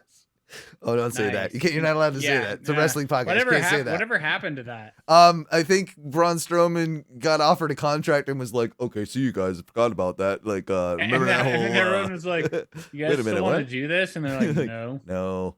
I always thought this. Austin Aries is still out there somewhere, being like a tool to people and wondering. Control my narrative. Yeah. I also love that Braun Strowman has been such a dick to like indie wrestlers over the years. You literally left the company and started an indie. Like talked you shit literally when left he the came back. Tried to start his own indie with Control Your Narrative. Like, what are you doing, bro? What are you doing? And now it's in storylines. Now he's been a dick since he's gotten backstage again. Yeah, now it's in storylines. Ricochet and him have a feud going on or something. And Ricochet walked up the other day and he's like, "I know you don't like us flippy floppers," or something like that. Like, they're putting it into promos and stories, and fuck you Adam. Sure, he's like, "Oh, I'm just trolling." No, you're not. You're a tool. Yeah, you're a tool. I will say this about Finn's bandana. Finn's bandana is awesome. I have, bring it back, because for the past few years I traveled to one of the worst cities I've ever been to in my entire life, in Scranton, Pennsylvania. Yeah. But when I went to Scranton, Pennsylvania, they do have some of the things like from The Office that they mention, right? And one of them is like this place called Cooper's. It's like a seafood place. Uh-huh. And so I've been, they have a bunch of office stuff. So I bought a magnet and it's on my fridge and it's just like a picture of Prison Mike. Yeah, with the like with the bandana. And he's got the purple bandana. Yeah, that's what Finn looks like. And so I looked at the other day and it hit me and I was like, Finn's bandana, Prison Mike. And I was like, how much would I love if Finn Balor with his accent did a Prison Finn inside the ring with that bandana? Should do it. I would have fucking popped. Book it for me. Book it for me. Yeah, Prison Finn. Just put me in a prison with Rhea. That's all I need. That's right? I'm good to go. She's something else, isn't she? I don't know. Dude, she's fantastic. She's fantastic. She is fantastic. We'll talk about that because we're probably going to be doing a second show for you guys this week, even if it's just like kind of an hour long, sort of, talk about, Survivor Series. Jesus. Survivor Series War Games this year. It does look like a good show. We've been very AEW heavy this Well, it's just only so much time. You wanted to really talk and deep dive into Full Gear, but we'll be doing a 6-hour show if we add on to doing Survivor Series this show. So we're hopefully going to be doing that. Maybe add in some predictions, whatever it is, a little bit later this week. We'll let you know about that. But we haven't really. I mean. We touched on we kind of did already talk about the women's main event, which there's a couple. Well, we kind of talked about Britt and Saraya. We didn't talk about Sting just being ridiculous as usual, jumping off things at his age. I mean, that's his spot now, though, right? Like, yeah. So I will say, when that match was about to start, man, there's a Dairy Queen that just went in like across the street. Oh, nice. So I like fucking DoorDash ordered, and I was like, I'm gonna run across the street and get a Blizzard. Picked that shit up, and then enjoyed the Sting, Darby Allin, and Jeff Jarrett Jay Lethal match while eating a Blizzard. Hey, Dairy Queen sponsor me. I'll eat a Blizzard every pay-per-view and talk about how amazing it is to watch wrestling and eat ice cream. Yeah. And but like. When I saw them going to that like rampway, right, like in between the crowd and the 100s, I was like, this is Sting's spot. He's done it a couple of times now. Like that's where I think, which I'm fine with. He feels comfortable up there or something. He knows the height. Like it's because it still pops everyone and it looks good. And you get to go in the crowd and like I think it still looks good. It's not. Fine. I don't mind it. I don't mind it either. It's his go-to now. But there was like one or two other things in that match where I was like, God damn, Sting. I was like, you're still fucking like pushing the limit, I think, of where like I think you should be. Obviously, better than me, but like he does take some hits and like give a couple of goes every now and then where you're like, dude, for like someone who's like 62. I don't know, dude. I don't know. I wouldn't be doing it. I wouldn't be doing it. I tried to do like some fucking runner's knees the other day during a HIIT workout, and like my ankle almost broke. No, fuck that. I mean, he's in. Look at him when he was younger. I mean, he's goddamn just Adonis. Like motherfucker is a healthy, athletic dude. Just like he has the genes, right? Like that's part of it. And then as you get older, he still has some of it.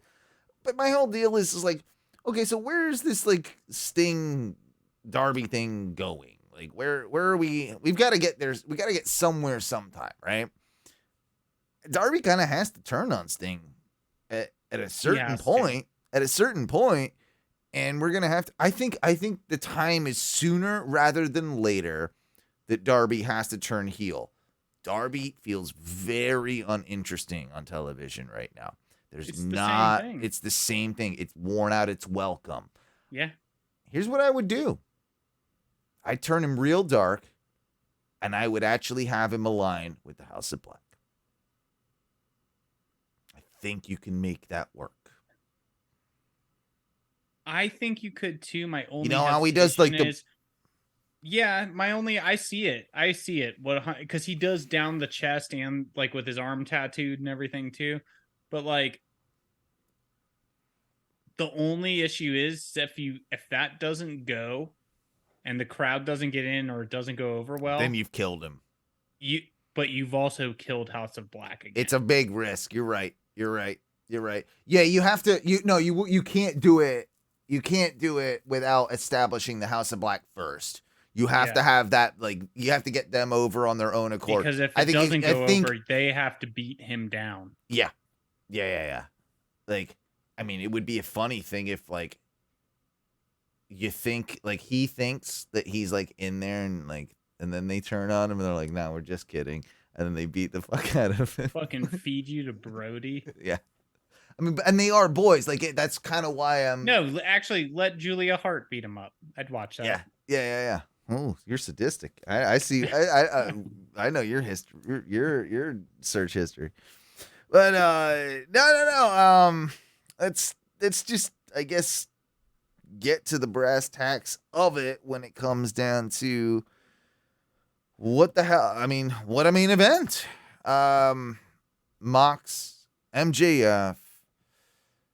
We all knew the outcome before it happened, but after all of that, though, I still wouldn't have been pay-per-view, surprised. But I still wouldn't have been surprised if they had swerved us. And after that whole pay-per-view, how much we as fans watching and how much that crowd was invested in that match. Hard to do for how long that show was.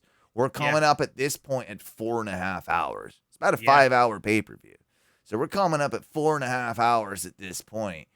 And that is, it's a long time. It's a lot of dedication to have to somebody. And you've had some major highs and major lows, but that was, for all of us, that was what we tuned in for. Everything else was icing. Everything else was, we tune in for this match. Like, let's be real. That's what, this match sold that pay-per-view. 100% sold that pay-per-view. And boy, did it deliver. It really, really did. Boy, did it really deliver. Fucking delivered. Every beat of it. Like, hats off to both gentlemen. What incredible work. How Moxley has turned himself heel overnight is like a magic trick. It's a magic trick. I don't know how he did it, but he did. He did. And he couldn't have done it without MJF. Yeah. Because MJF turned himself face and, of course, subsequently turned himself heel again at the end of the match. But yeah, MJF was the face in this match. Well, and I thought about this because I thought Jon Moxley was the heel in this match. They wrestled as such. And I thought about it when you mentioned it, like how in the group in Discord, and you were like, how did Moxley go so quickly? So quick. And so then I started thinking about it, and I was like, you know what? His last two promos, especially the last one, he didn't, like, it seemed like he was now that I think back, he was a little toned down. And I wonder if that was on purpose. I wonder if that's because he's like, if I don't go all in and talk, like, go, like, I can't fire all these people up and give them my usual Jon Moxley muster. Like, he I can't go out there and tell you that I'm going to rip this guy to shreds and drink his blood because I need to calm down. Even the last promo with MJF in the ring, he was calmer. Moxley. And yeah. Dude, that right there is a fucking professional at work.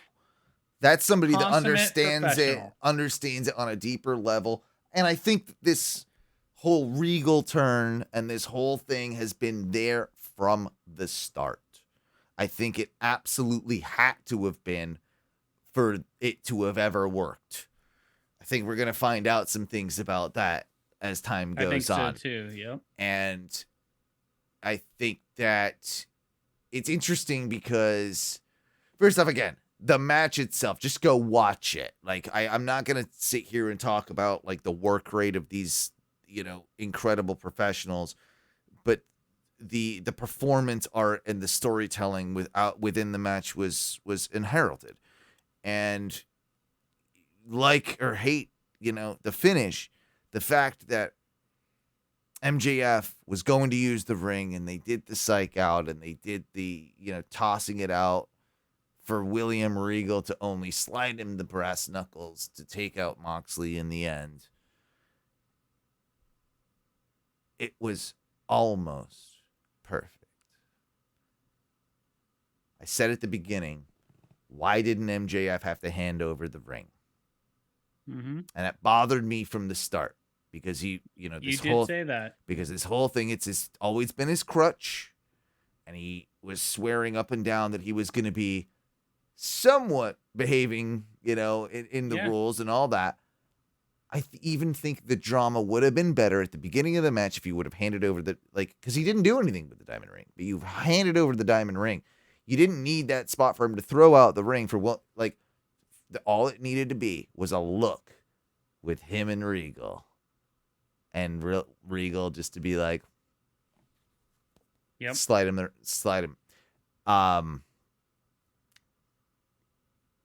I guess what they're doing in the storytelling sense is proving that, I wasn't going to do it. But yeah, you were, because you were in cahoots with Regal. But so it also, that also part solidifying that they're one and the same.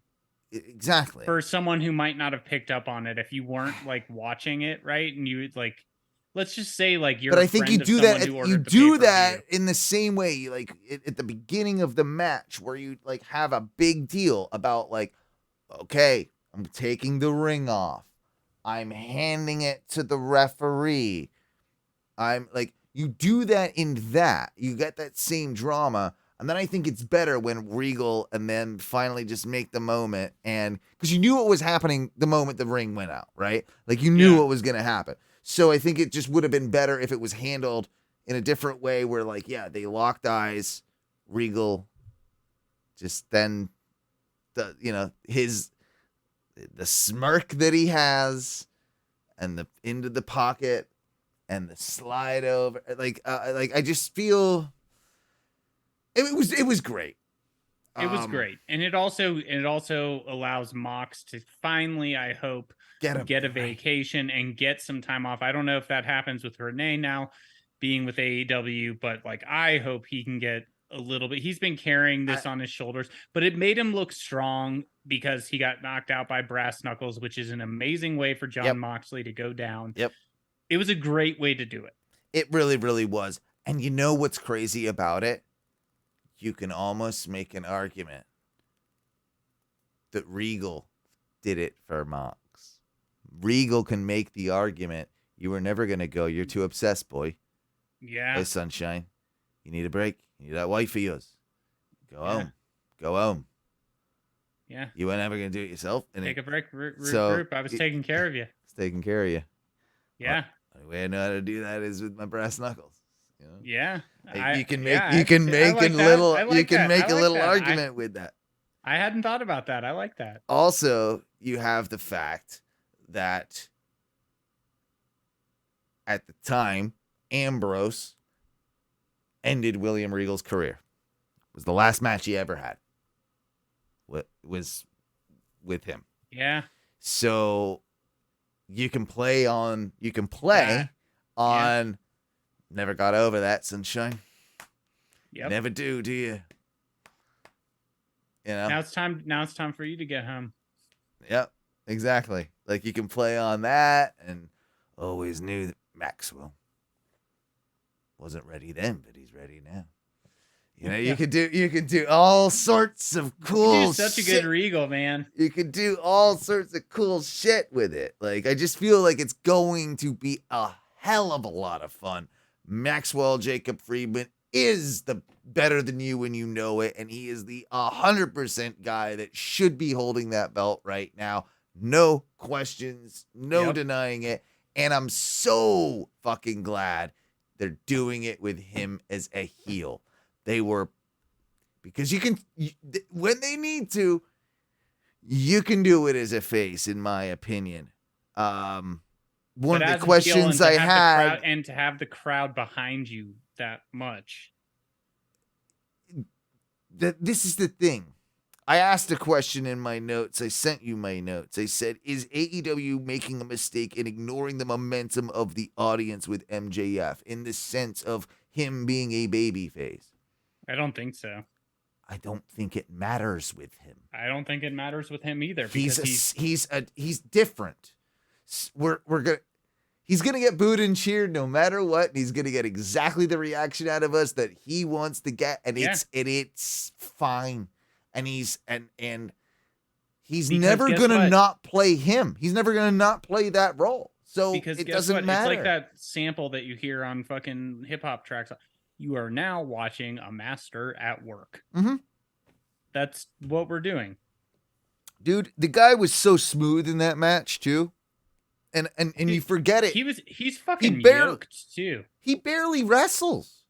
He Well, wrestles and like so we kind of mentioned that on the Discord, and I was like, he's obviously conditioning in a how ring is he somewhere. that good though? Exactly. Like, yeah, he's got to be training his ass off with who's he conditioning with? I know he's big with he was a Create a Pro guy, right? So he's big Yeah. in that whole scene. So I would assume it has to be someone through that gym, and like but yeah, that's But that's for never not being in front of a crowd and being able to do it, like unbelievable. Also, I loved when he ran the ropes and didn't do the Yes. tope suicida and Yes. then just arms in the air in the middle of the ring. Like, yeah, I just ran those, and he ran them he ran them like 6 or 7 times too. So many little things in this match. I love the first off, his robe looked awesome when he came down. Mhm. I loved his robe. I loved his asking the fan if he could motorboat her and then Yep. motorboating her before going, let's Yep. fucking go. And that was pretty awesome. The middle finger pin, man. Yeah, The middle finger pin.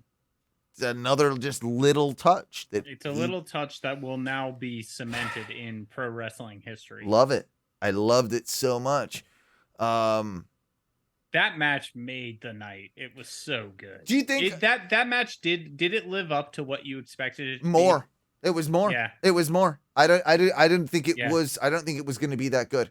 I thought it was going to be just a bloody like kind of cock out fest a little bit. be? Yeah. And it wasn't so that at all. good. It wasn't was that so at all. good.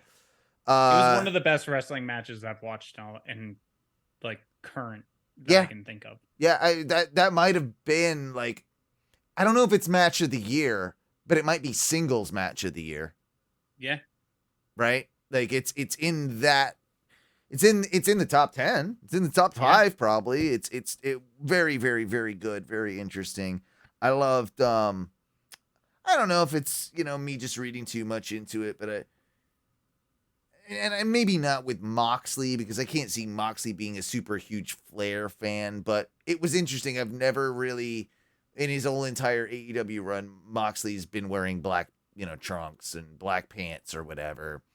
And I have not seen him in that. he was red in that burgundy. maroon red color, and it used to be a thing where Flair, you knew Flair was losing, and it was the end of a feud when Flair was losing. It was his thing. He would always wear the red trunks. It's an old wrestling thing. I don't know if I'm reading too much into it.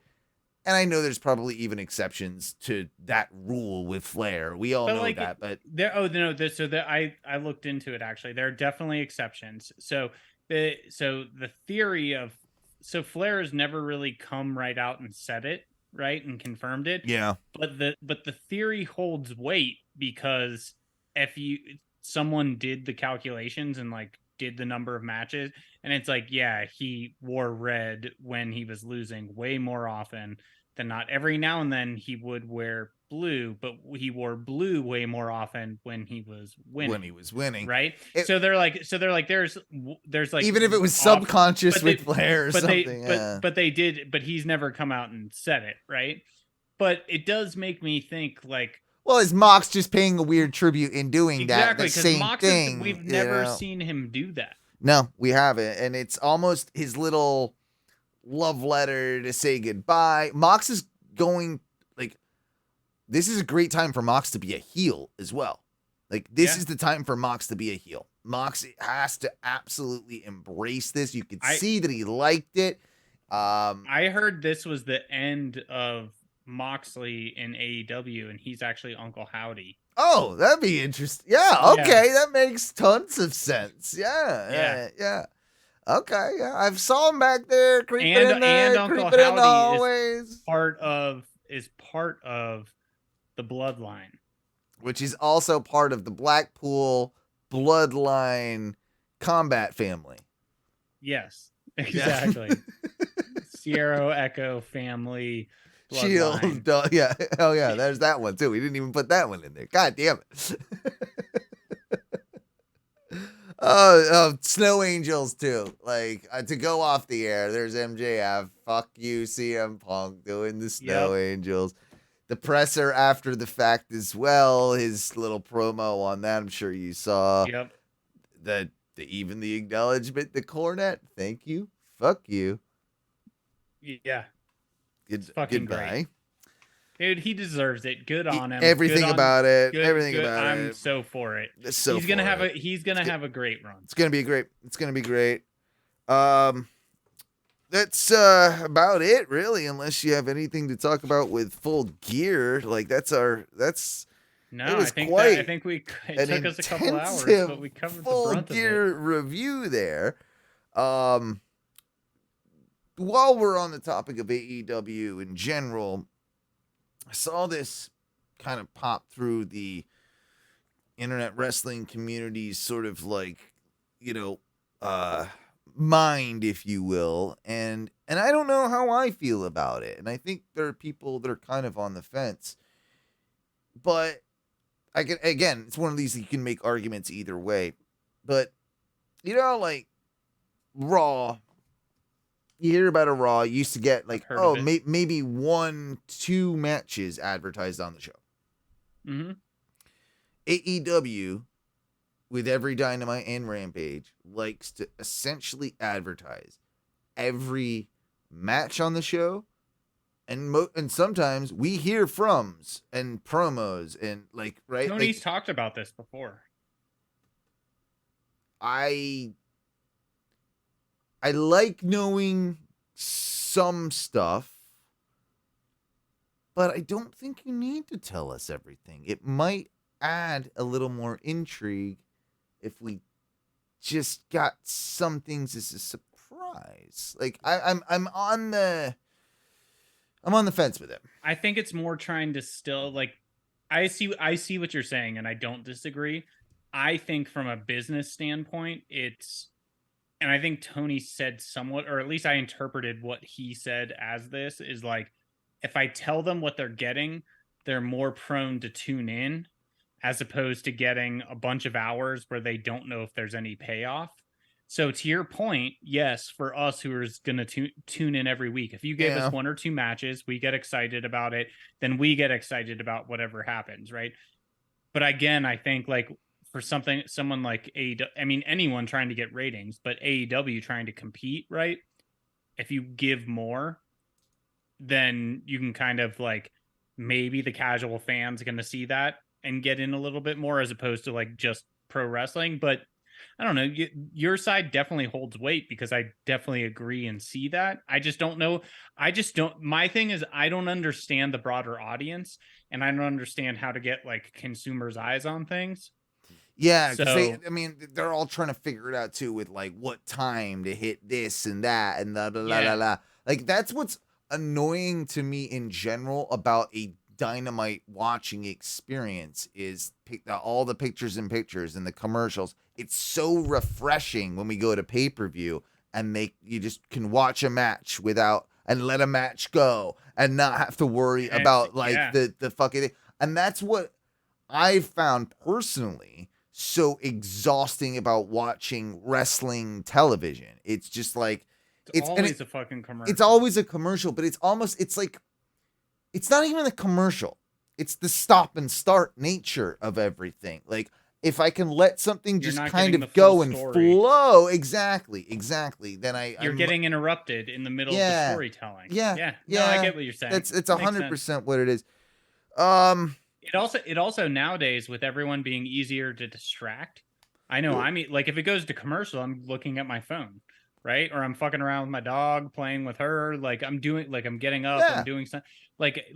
I'm now actively unengaged, and for the human brain, we all know about multitasking. It makes me do other shit. Now I have to now get in and get invested again. For me, I'm a smoker, so it's commercial. I'm gonna pop out, have a smoke, and then I'm out there, and then I miss half the next segment, and then you I'm get in, you're like, wait, I was into that match, and now I'm not into it. I've lost it. It's gone. It's gone. Yeah. Yeah.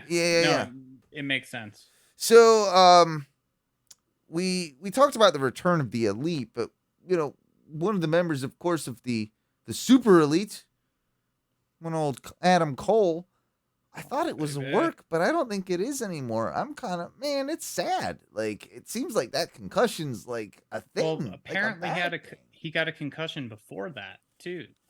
Not too far off from that. I didn't and then know he got about that one, so it's apparently not. Like when you get that double, good. yeah, when you get too close to like that, like I think there was one previous before that was pretty close. I was reading an article. I didn't fact check it, but so I could be wrong. Well, that's I'm willing to be yeah. wrong, I mean, it was fairly close, but apparently it's serious from what we're understanding now, right? Yeah, I mean, they're saying it's way more serious than we probably thought at the time. I guess they're doing just everything they can to prevent like a CTE type situation, monitoring it. But I mean, it's just. I'm not gonna tell you when the guy's gonna be back. I have no fucking clue, but it doesn't sound promising. But it doesn't sound promising, does it?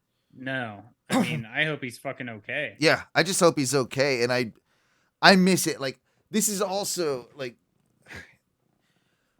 all right, I'll say this too. I had one friend of mine say I had to leave your Facebook wrestling group this week. Too many people just being super negative over everything AEW, and I haven't seen a ton of it, to be honest. I've seen bits and pieces. I think you guys are like being a bit dickish, and you're not watching the product. Here's the deal. Yeah, there's plenty of things that you can talk shit about with AEW, but I still think overall it's a better product than WWE, and prove me fucking wrong when it comes to the storytelling and the booking.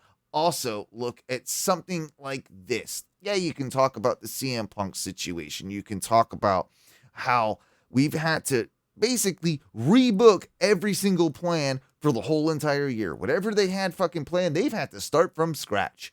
Let's just be real. That's what they've had to do. And I think they've done a pretty damn good job, and they are recovering quite nicely. One of the things that's forgotten about that is the Adam Cole situation.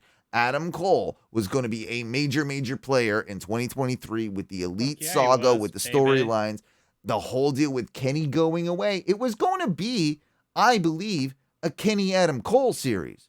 Like, that's what it was eventually we were going to get to see and what was going to play out.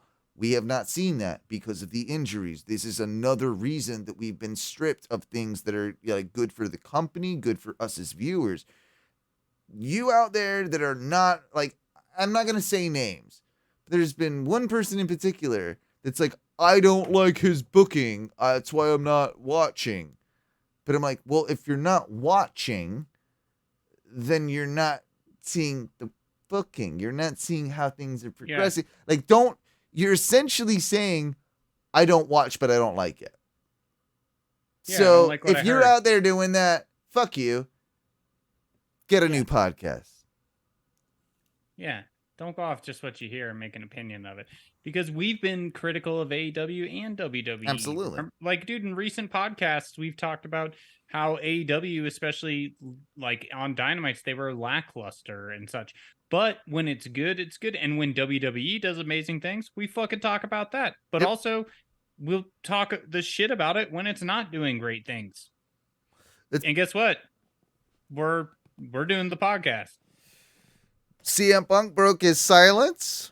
Went ahead. Also, and said, these might be the same people. I will say. Speaking of CM Punk, these are the same people who would fucking shit themselves and talk shit if he ever came back to WWE. And you're probably creaming yourselves on the rumors that suck like, his dick. Like maybe thinking about, which is never gonna fucking happen. But you're probably the same person who like kind of talked shit about it when he came back. Kind of watched a little bit, and then now you're like, oh, fuck him, look at what he did, AEW is horrible. But you would be like, oh, look, he's a king, he fucking came back, now we're gonna get Cody versus CM Punk. And I hate that. Eat my shit. He broke his silence though. I mean, he thinks he's fucking hilarious, doesn't he? And behind that commentary does, he's I'm bad news for a locker room or some shit like that. Like, okay, buddy. Like, in a cheap $2 suit. Here's what I read into that. And here's what I read with... his suits are terrible. You're absolutely right. They're fucking horrible. Yeah, they're horrible. They are $2 suits. But beyond that, what I'm hoping that what I can gather as an amateur wrestling sleuth here is we've got little jabs being You're made. not. Hey, wait. You're not an amateur wrestling sleuth. You are the one who figured out the whole pie situation. Let us not. I am the pie. Yes. That's what Vince yelled when he threw the pie. Yeah. Sorry. I am the pie. I popped myself. But no, like, what I'm gathering from the whole deal is if the Young Bucks are doing this shit on Full Gear with Wayward Son, everything that they've done, like the little jabs, all that, right? Even the Colt Cabana thing. If that's happened, and then you got fucking CM Punk on a MMA broadcast, basically poking fun at the situation, that to me means we might be in the clear. We don't have to worry about lawsuits that even though they hate each other, they've come to an agreement that they're like, all right, fucking done. Like, can we move on with our business, please? Can we? I think at the end of the day, I think CM Punk is gonna get paid out a lot. Yes, but I also think that he's like, oh, I'll sue, and I think Tony Khan was like, go try it. Do you really want to sue me? Yeah. Like, do you really want to sue me? You're fucking around with someone who you are not on my level. No, you are at all. You know what's next to your name? I did you a favor. You know what's next to your name? It's got a net worth 1 point whatever M. You know what's next to my name? Something B. Yeah. And Trace then I could be on Shark Tank with Cuban, motherfucker. Exactly. We've got him no longer on the cover of Fight Forever, which is interesting. That's another little sign that like we're dunzos. Yep. BTE is back. Watch the new and they episode put Kenny today. in the middle too. Yes, they put Kenny in the middle. That's cool. I mean, who else are you gonna put? Yeah. It would be Mox, Kenny, or Jericho. It would be one of the three. But it's Kenny's game. Put Kenny on the fucking thing. Put Kenny on the fucking thing. Kind of looks like shit, to be honest. I thought some of the graphics looked terrible. I know. I watched it too, and I was like, I'm not a game like a gamer. I'm not like a game that. guy, Like, but I'm like, huh. I was like, looks okay, I guess. Whatever. BTE was good today, though. That to me was the ultimate. Coming out today. Yeah, it came out today, and that to me, like, honestly, watch it because it felt like tonight. And when we're done, watch it because it felt to me it was the first. It felt like a little bit of this at Full Gear, but this to me was like, okay, the ship's back on track. Now we're back. Like it had that vibe that we didn't get at Full Gear. It brought the vibe into where we're going, and now it's like it's fun again. Like it got fun again. So I'm glad to hear that. And the way you're talking about it, the way I'm interpreting that is what we talked about at the beginning of the podcast with Kenny being like, I think he needed that little bit extra time off. So like I think that was probably good for being the elite, and I haven't watched it yet, but that's what it sounds like. It's like 100% being the BTE going. It's like, hey, we need to like step back and just be like, whew. BTE got kind of shitty, like in the before it went off. It was not like appointment viewing like it once was at in its inception. Yeah. This felt important again. This felt like they cared about like every bit, dude. Every little thing was funny as hell. You'll love it. Everybody out there, go watch it. I've got an early night tonight, but I'm gonna fucking watch it before I go to sleep. Absolutely, you should. It's a 25 minutes long. Yeah, no, it'll be my little jam before I go to sleep. Cain Velasquez was asked a court to permit pro wrestling return while he's on bail for murder. Murder. So I just want to dissect that. Okay. I mean, I guess it's scripted. It is Mexico. So I want the Mexican judge to be like, oh, of course. Like, go ahead, sir. Of course, go ahead, yeah.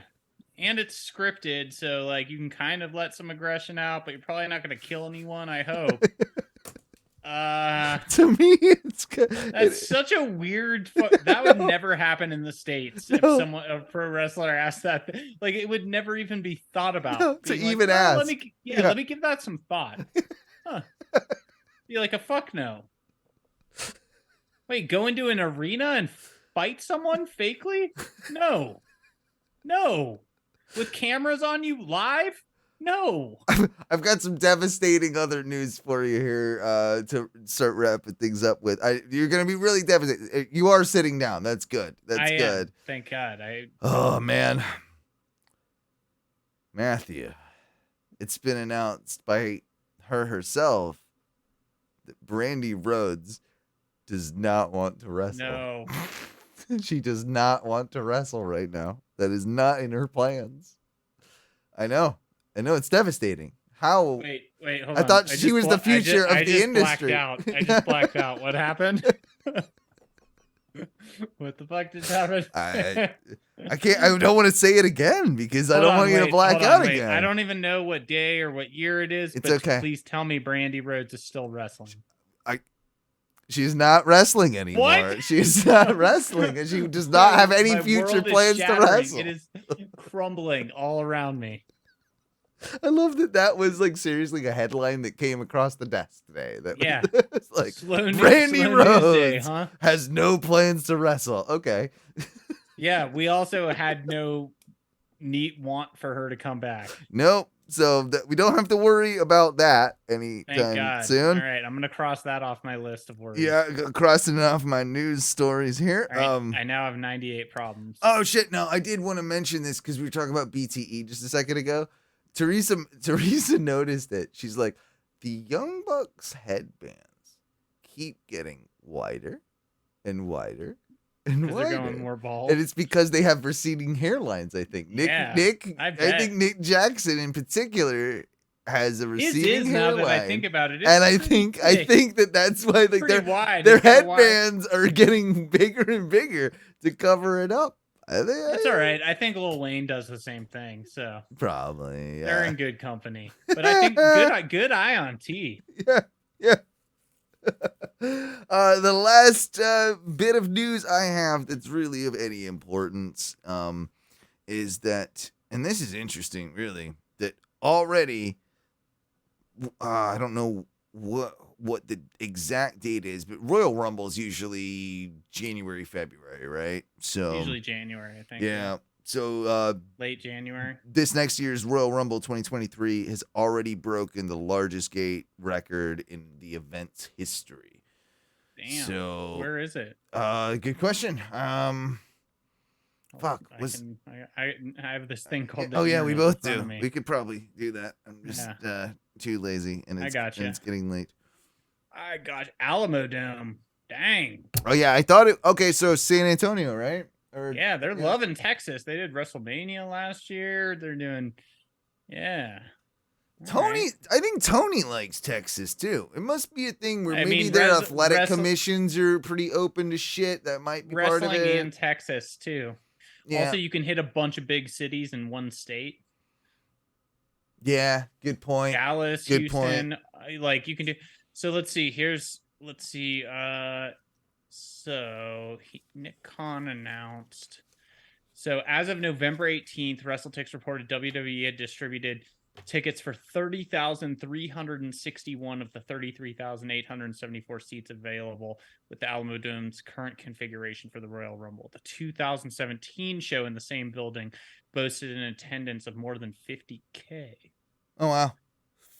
Yeah. So they've already... But it's possible more were sold over the weekend. But as of last week's number, a 5 million gate would mean the average ticket price is more than 160. So yeah, that's a huge gate, man. Yeah, that's a big gate. 5 million, and they're not even sold out. Yeah, that's a big gate, man. Yeah. Tony Khan's bragging about having 1 million gates on his pay-per-views, and it's fucking huge. Yeah, that's something else. Crown Jewel was something ridiculous. Look up the gate. Seriously, look up the gate for Crown Jewel because it blew my mind. It blew my fucking mind. Like, and this is why, and you know, the UK fans, like they come out, man. and they spend the money, and yeah, the gate for Crown Jewel was something like unreal. I think it was more than like Mania was or whatever. I think it was. I think I just found what you're talking about. Hold on. Yeah. Sorry, man. Let's think. Crown Prince. Come on, quick, do your job. Sorry, I'm on it. All right. Jesus. For context on why WWE does these events, biggest one-day WrestleMania live gate ever, $17.3 million. Wow. One WWE Saudi Arabia event, $50 million. Yes. Yeah. So every WrestleMania ticket ever sold between 1985 and 2022, adjusted for inflation, $250 million. Fuck off. That's nuts. What's the Clash? Yeah. What was Clash at the Castle? I'm telling you, it was like a crazy big gate. Like, that's what I'm saying. It's like, it's not 50 goddamn million Saudi Arabian dollars, but I think it represented a third. All right, so Clash of the Castle, blah blah. PLE, yeah, I get it. It drew a lot of money, according to Brandon Thurston on Twitter. The show drew an impressive 8 million live gate. That's still big, like comparatively. It made up a third of WWE's Q3 quarter revenue. Yeah, 8 mil at 8 mil gate's fucking big, man. Like, it's not 50 mil like in Saudi Arabia, but you can't count those, right? Like, that's not the same type of deal. When you got Tony Khan bragging about a $1 million gate for Full Gear, you've got WrestleMania. Like, yeah, they had a $17 million WrestleMania gate, but that was. They don't do it like that anymore. Like, that's not. No. Yeah. So I don't know. 8 mil. That's pretty fucking good. That's big. That's pretty fucking. It's big, man. And I guarantee you, Tony Khan's gonna go over there and he's gonna do 2 or 3 mil with the, I'm sure, with the show over there. He'll do good. He'll do real good. I think the British fans are gonna be incredibly stoked to see. I'm excited AEW. to see it.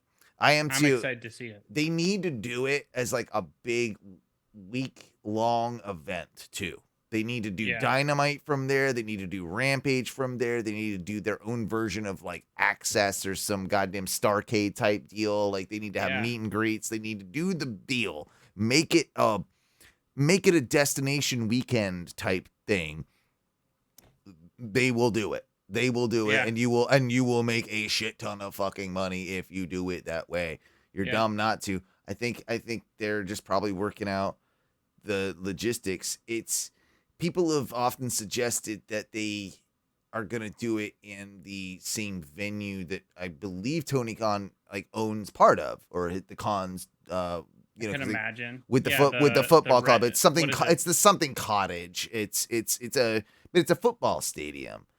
And it's like Fulham or something. Yeah, Fulham is the club. But it's the venue itself has like its own name. It's something cottage.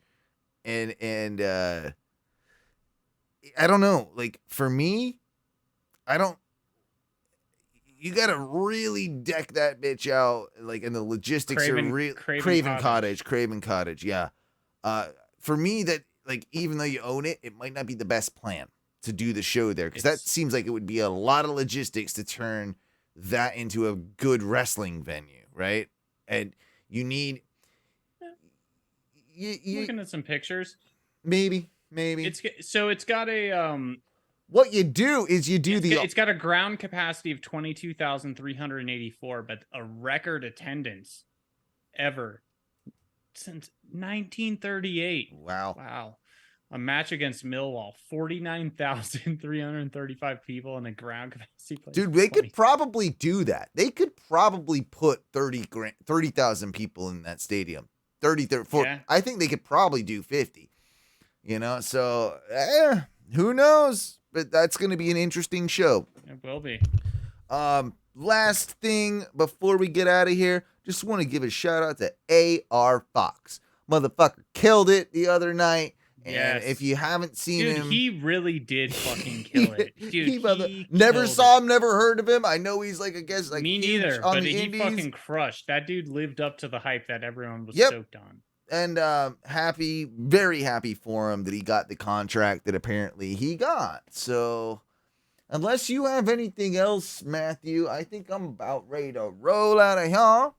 Yeah, I think that's it, good brother. I think that's it. I think we did a pretty good job. I mean, we got the news out of the way. We got your Full Gear recap. Yeah, and we'll do some WWE a little later this week, leading into Survivor Series. Absolutely. Expect that maybe on Friday, or the show's on Sunday, right? Yeah. All right, so they're doing a Sunday show.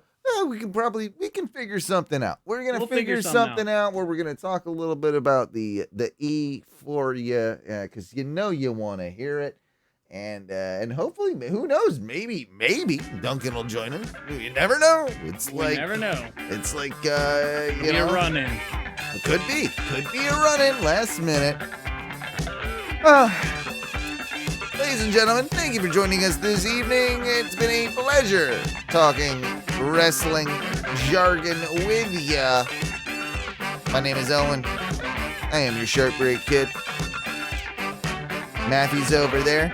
He's the modern name Maharaja. You can find us all over the place on Facebook. Facebook.com/groups/OhNoWrestling. Join that group.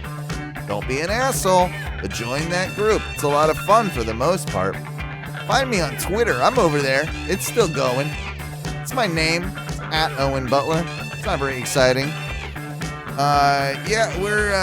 We're all over the place as far as, wrestling.com and patreon.com/ONRS. Just find the links and stuff. It's easy. Just type in "Oh No" and wrestling and Google and whatever. We love you. Leave us a voicemail, 407-906-6466. And Matthew, what do we say when we get out of here? Woo!